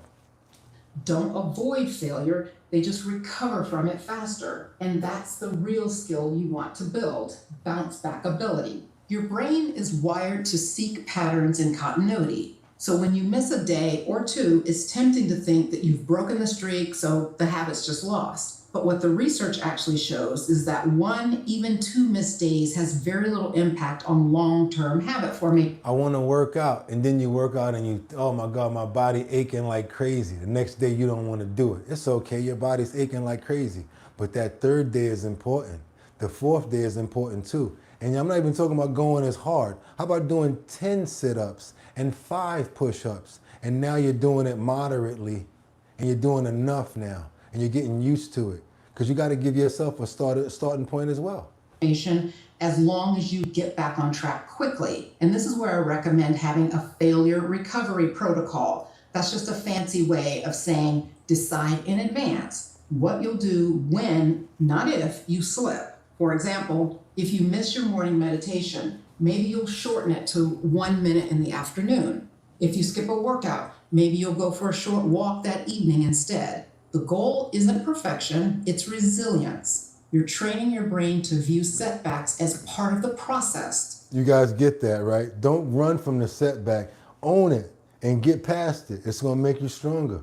Not the end of the process. So let's bring this all together. People who build better habits aren't better people. They're just using better strategies. They're creating clarity instead of ambiguity. They're designing environments that support the behavior that they want. Design the environment. Remember, design the environment. You can't just tell yourself, oh, I'm going to be a better chef if there's no food in the kitchen. Just go back to what she says, just to understand exactly what the key points are. Linking their habits to their identity, not just motivation. I'm going to be a better writer. Put that pad on the bed. This way, when you sit down, when you're about to lay down, give it 5 minutes of scribing. Even if you just wrote the stars and stripes, the big and bright, and wait for somebody to say deep in the heart of Texas. They're planning ahead using specific cues, and when they stumble, they have a plan on how to get back up. Yeah. These are all things that you can do. Tell yourself it's okay. I fell off a little bit, but I'm getting right back on the horse again. Keep on moving. And then guess what? After that 3rd workout or that 4th workout, you're going to be like, yeah, I can do this. Yeah, I can do this. And you're going to believe more in yourself. You don't have to overhaul your entire life overnight. In fact, most sustainable changes usually come from small, consistent shifts that compound over time. And guys, make sure you make notes. Always make lists and always keep them in front of you. I have a dry eraser board over here. On the side where it says notes, it's always filled up with notes. On the bottom where it says to do, I always put the things that I want to do for the month, right? This way, when I'm cleaning it off at the end of the month, I'm showing myself, did you get that done? Did you get this done? And if I didn't, I'm leaving it for the next month. And that's the month I got to get it done, because I'm not leaving nothing on there for a certain amount of time. Oh, we can't have stuff on the eraser board for too long, because you're not succeeding and you're not getting anywhere. And I'm talking about small tasks. Think of it as a puzzle. You're putting these pieces together like a puzzle to create a strong foundation. You don't want to do it in a rush anyway. You want to do it the right way so all of those pieces are tight, foundated, and they ain't going nowhere. You can stomp on them and hold them down because they're sound. Keep on going. Let's go. Our next video, we're going to take things even further by looking at how tiny habits, really small ones, can actually rewire your brain to be more resilient. And these aren't just things that you do to check a box off. They're tools that change how you handle stress, regulate your emotions, and stay grounded when life gets hard. So if you've ever wondered how small habits can lead to big mental shifts, you're going to want to watch that one. Subscribe to the channel if you're not already so you don't miss future videos. Thanks for watching today. And I'm gonna tell you another trick. The bigger the eraser board, the better. The bigger the dry eraser board is, the better. I have no problem with you being conceited or funky about your eraser board too. Because I believe in all types of stuff. If you don't want that person to see it, don't let them in that room. You got a big eraser board and you don't really rock with that person, don't let them around your eraser board or your dream board. Because you might have a car over there, a Gucci purse, you might have a dog over there, because these are ideas that you're making yourself live up to. And you might have some haters around. Don't let them see your board. I had that situation before. Had a crazy huge board with everything on it. And then I used to be like, yo, how come y'all never let everybody see the idea board? Dude, we're making a line in here. These are all ideas. We're making a clothing line off of this. Work with huge clothing companies like Academics and those guys. You know how those clothes were so fire all the time? They had an eraser board on the wall. Everybody come up with their ideas for what they're gonna call this series. What's the dope things about this series? Let's all combine forces on it. Whoever has the strongest points, you focus on your area of key elements on it. And now we get these Pantones down. That's universal colors. Then we do this, then we do that. But everybody had their mission. And every time something was done, you take it off the eraser board. And then the story starts to come and take place in real life. When you take it off the board, it starts to happen in real life. And then you start to be used to it, and it starts to happen. You gotta dream it to believe it. And that's why I always say, take notes. I got notebooks like crazy. I'm in a 99-cent store still to this day. Let me get that notebook over there. I go through notebooks every month. And you know what I do at the end of the month? I read all of those notes. Hey, man, you did that. Oh, you never finished that. Oh, that was that idea that we didn't, that's that email from that company. That's that other, yeah, you guys take notes all the time. I got books all over. Stop playing with me. It's always about a note, and then you polish it, then you make it a title, and then it becomes the billboard. You got to start small, you guys. Everything that we ever planned in our lives, the train, the plane, the car, it was an idea first. Straight up and down. And you want to get yourself better with life, yourself as a person, let that be the idea. Create the storyboard and follow it like no other person will ever tell you. Don't let nobody ever tell you that you can't do nothing. Why? They can. That's how I look at it. And if they do, they need to get away from me. Oh, you don't need to be around me. Oh, look at you. You got a big old head. Oh, yeah, I damn sure do. On Matt and a whole bunch of movies, too. Done dropped about 9 albums. Got about 7 books out. But if you stay around people that tell you can't do it, that's another thing, you guys. That's another lesson we got to talk about. Being around the right people. Inspiration, as well as people that will drag you down. I'm gonna find something on that as well because it's very important. But that was the health and wellness section, with a lot of discipline on top of it. Yeah, gotta have discipline, you guys. So again, you guys want to see any of the videos that we show, Dr. Tracy Ellis, you're going to be able to see. I'm Dr. Tracy Marks. I keep on getting them messed up, but mixed with Tracy Ellis Marks, the Diana Ross's daughter, because she's fine as hell too, right? But anyway, you'll be able to see it inside the Discord, you guys. I got a method for my madness, and it ain't over. It ain't over. You know we love the animals around here, so come on, one and all. You know how we do it around here. We don't get up out of nowhere without showing the animals. Let's do it, you guys. Let's get into it real quick. We're going to talk about Silky. And I know you're like, what do you mean Silky? Yeah, we talk about all animals, and they all get love around these parts. Bugatti, no, you're not about to show us a rooster. Oh, yes, I am. I'm about to show y'all a rooster. His name is Silky. And Silky always be, and one thing he don't play around with is you going around his hens. He protects those hens to the point where one night a raccoon got inside of the bird cage. I mean, got inside of the, what do they call that thing? The raccoon got inside of the coop. Sorry about that. And guess what? He was there to save and fight off the raccoon. Not trying to say he didn't get beat up a little bit, but you know what? He stood his ground. Come on, you guys. Let's talk about Silky and see how Silky protects his hens around the town. I didn't know that roosters was so feisty. You guys probably got to put me on to that. Roosters ain't no joke. Cholo the rooster had just been attacked. By the way, his name is Cholo, and he's the rooster. Cholo the rooster. Let's go. Trying to protect his girls. His eyes. Cholo the rooster had just been attacked trying to protect his girls. His eyes closed. And by the time Dina and her family found him, he was in really bad shape. My husband went out to do barn chores and he realized that a raccoon had been in the coop and had attacked a few of our birds.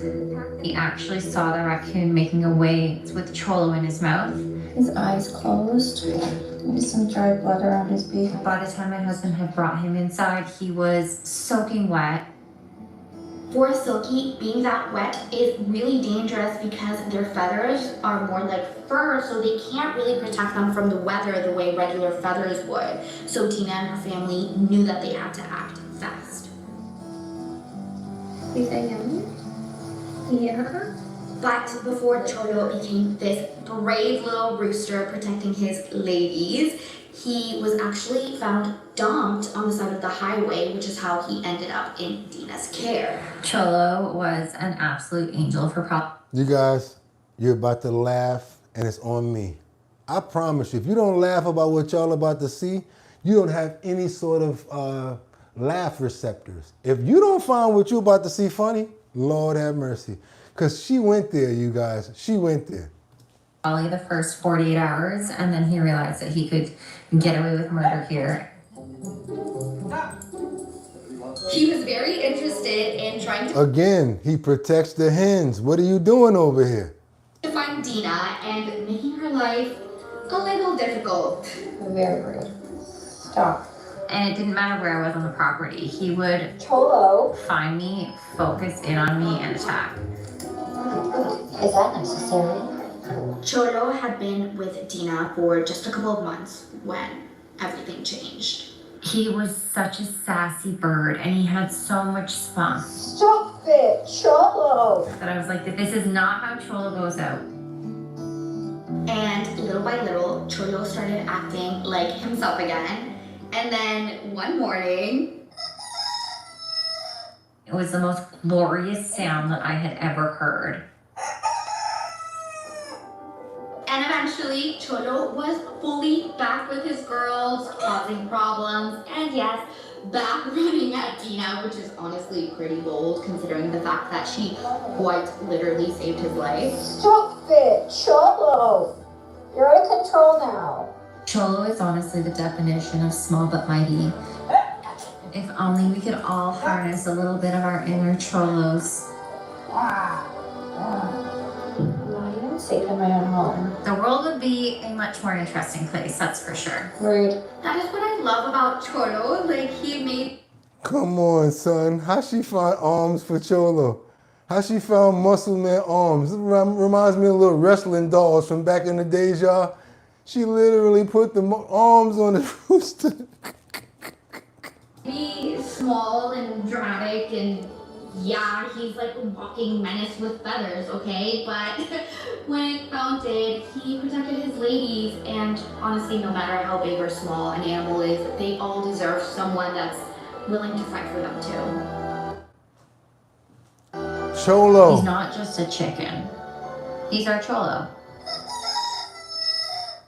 He's not just a chicken. He's their Cholo. That's right, you guys. Cholo and Dina. House on rule. House no rules. All one word. House no rules. Did you guys see the muscle arms that she freaking put on the side of on the side of the rooster, y'all? You ain't gonna see that nowhere else but here with our bottom line. Again, that's a special segment of the dodo. We're gonna give them props. Special thanks to Cholo and Dina. And House No Rules. Lord have mercy. She had the rooster running around with muscle arms, you guys. With muscle arms. This is crazy right here. And make sure you guys be careful out there, because I don't know if you guys saw this video before, but we're traveling on the road one day, and the next thing you know, we see a black puff on the top of a divider on the highway. And yes, you guys, they had to call animal control for this black puff What was this, Black Puff? It was a kitten. Can you imagine a kitten on the expressway, on the divider, sleeping, taking a nap? And I tell you one thing, this little kitten wasn't too happy. Pretty upset when he was rescued while they were sleeping. Didn't like that at all. You're messing up with my sleep. Let's keep on going, you guys. We got to get on over here to this rescue where this person, they had to shut off part of the highway in order to save this kitten right here that was asleep on a divider. Let's see how it went down, you guys. Check it out from the beginning. Let's see how we're going to do this. Let's go.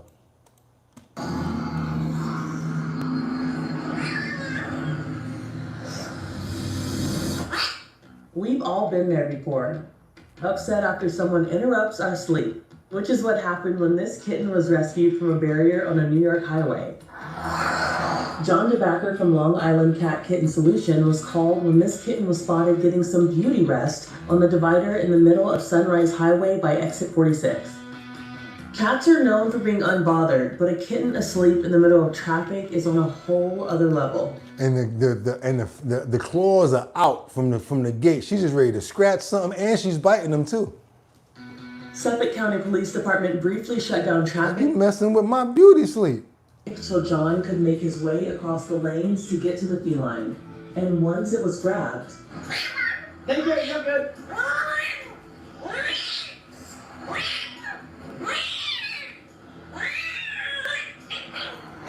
it showed just how feisty it could be. After the tantrum, the spicy kitten was put in a carrier and taken to safety.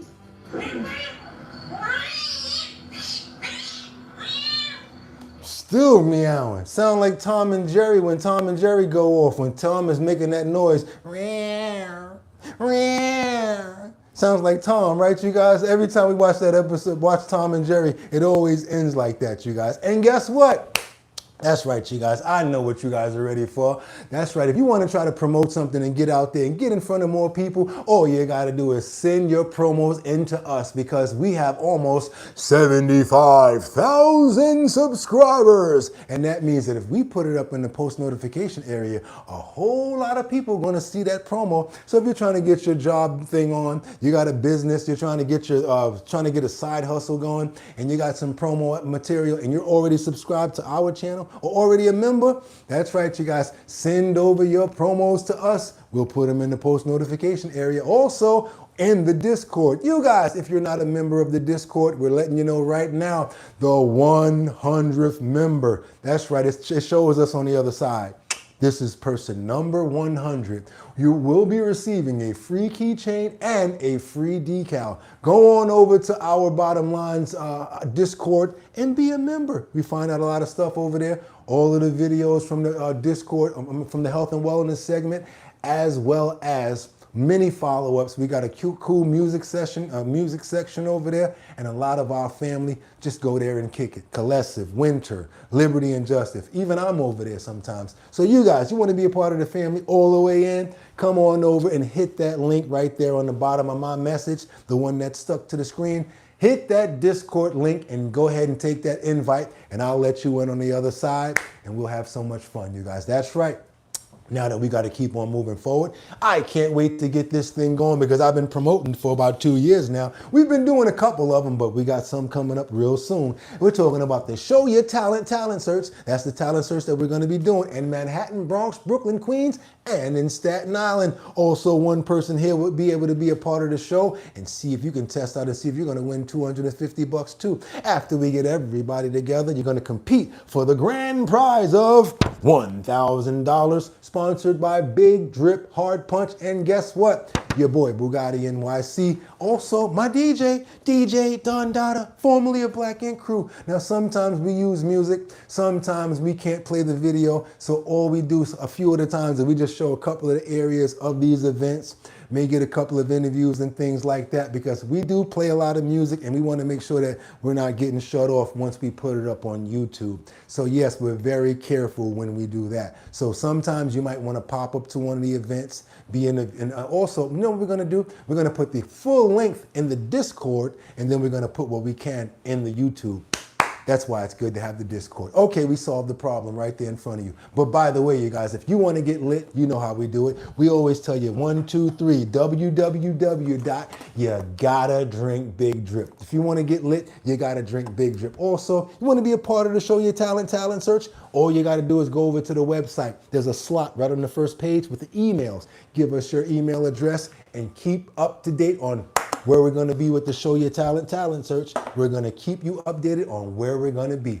That's right, you guys, the Show Your Talent search. It's going to be in all 5 boroughs, and whoever wins, wins. And guess what, you guys? It ain't over, because the same way we start our morning is the same way we end it. I want to say one thing really quickly. I hope you guys got a lot out of the show today. Trending topics, current events, as well as the health and wellness section.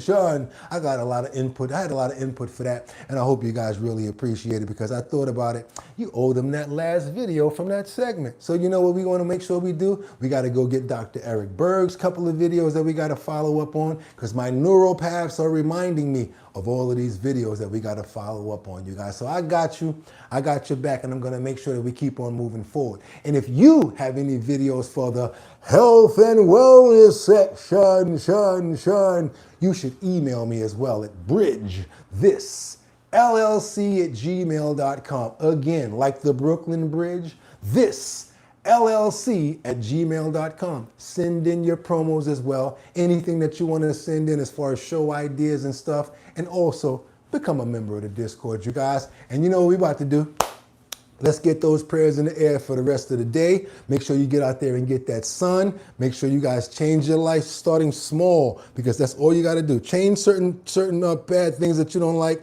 You know, don't get angry with yourself and say, oh, I can't do this. I have not been doing it. How about starting small ways of just doing it? Just like Nike, just do it. A lot of times I say, I'm going to do this tomorrow, and then I wind up doing it right then and there. Now you don't have to wait till tomorrow, like the suit that's waiting for tomorrow. That's right, suit and everything laid out for tomorrow's show already. Cuts out time that you don't have to do for later. Let's keep on moving forward with those prayers. Let's get those prayers in the air. Who we want to pray for? We want to pray for understanding. Let's pray for safety, because I want you guys to be 1,000% safe. I want to definitely see you here tomorrow. Also want to pray for good health. Let's go ahead and get some good eats going on, and you guys have a fantastic meal, lunch, and dinner. That's right. Let's pray for that too. Let's pray for health. Let's pray for honor. And you know we can't forget about love. We got to pray for love for ourselves, our family members, as well as our animals. Great health, you guys. I want to pray for Miss Swanza. Can't forget about Rochelle. Winter Rising, as well as Vincenza. That's right, it's the Storm Malicious. That's Storm Malicious. Okay, Storm Malicious Barnes.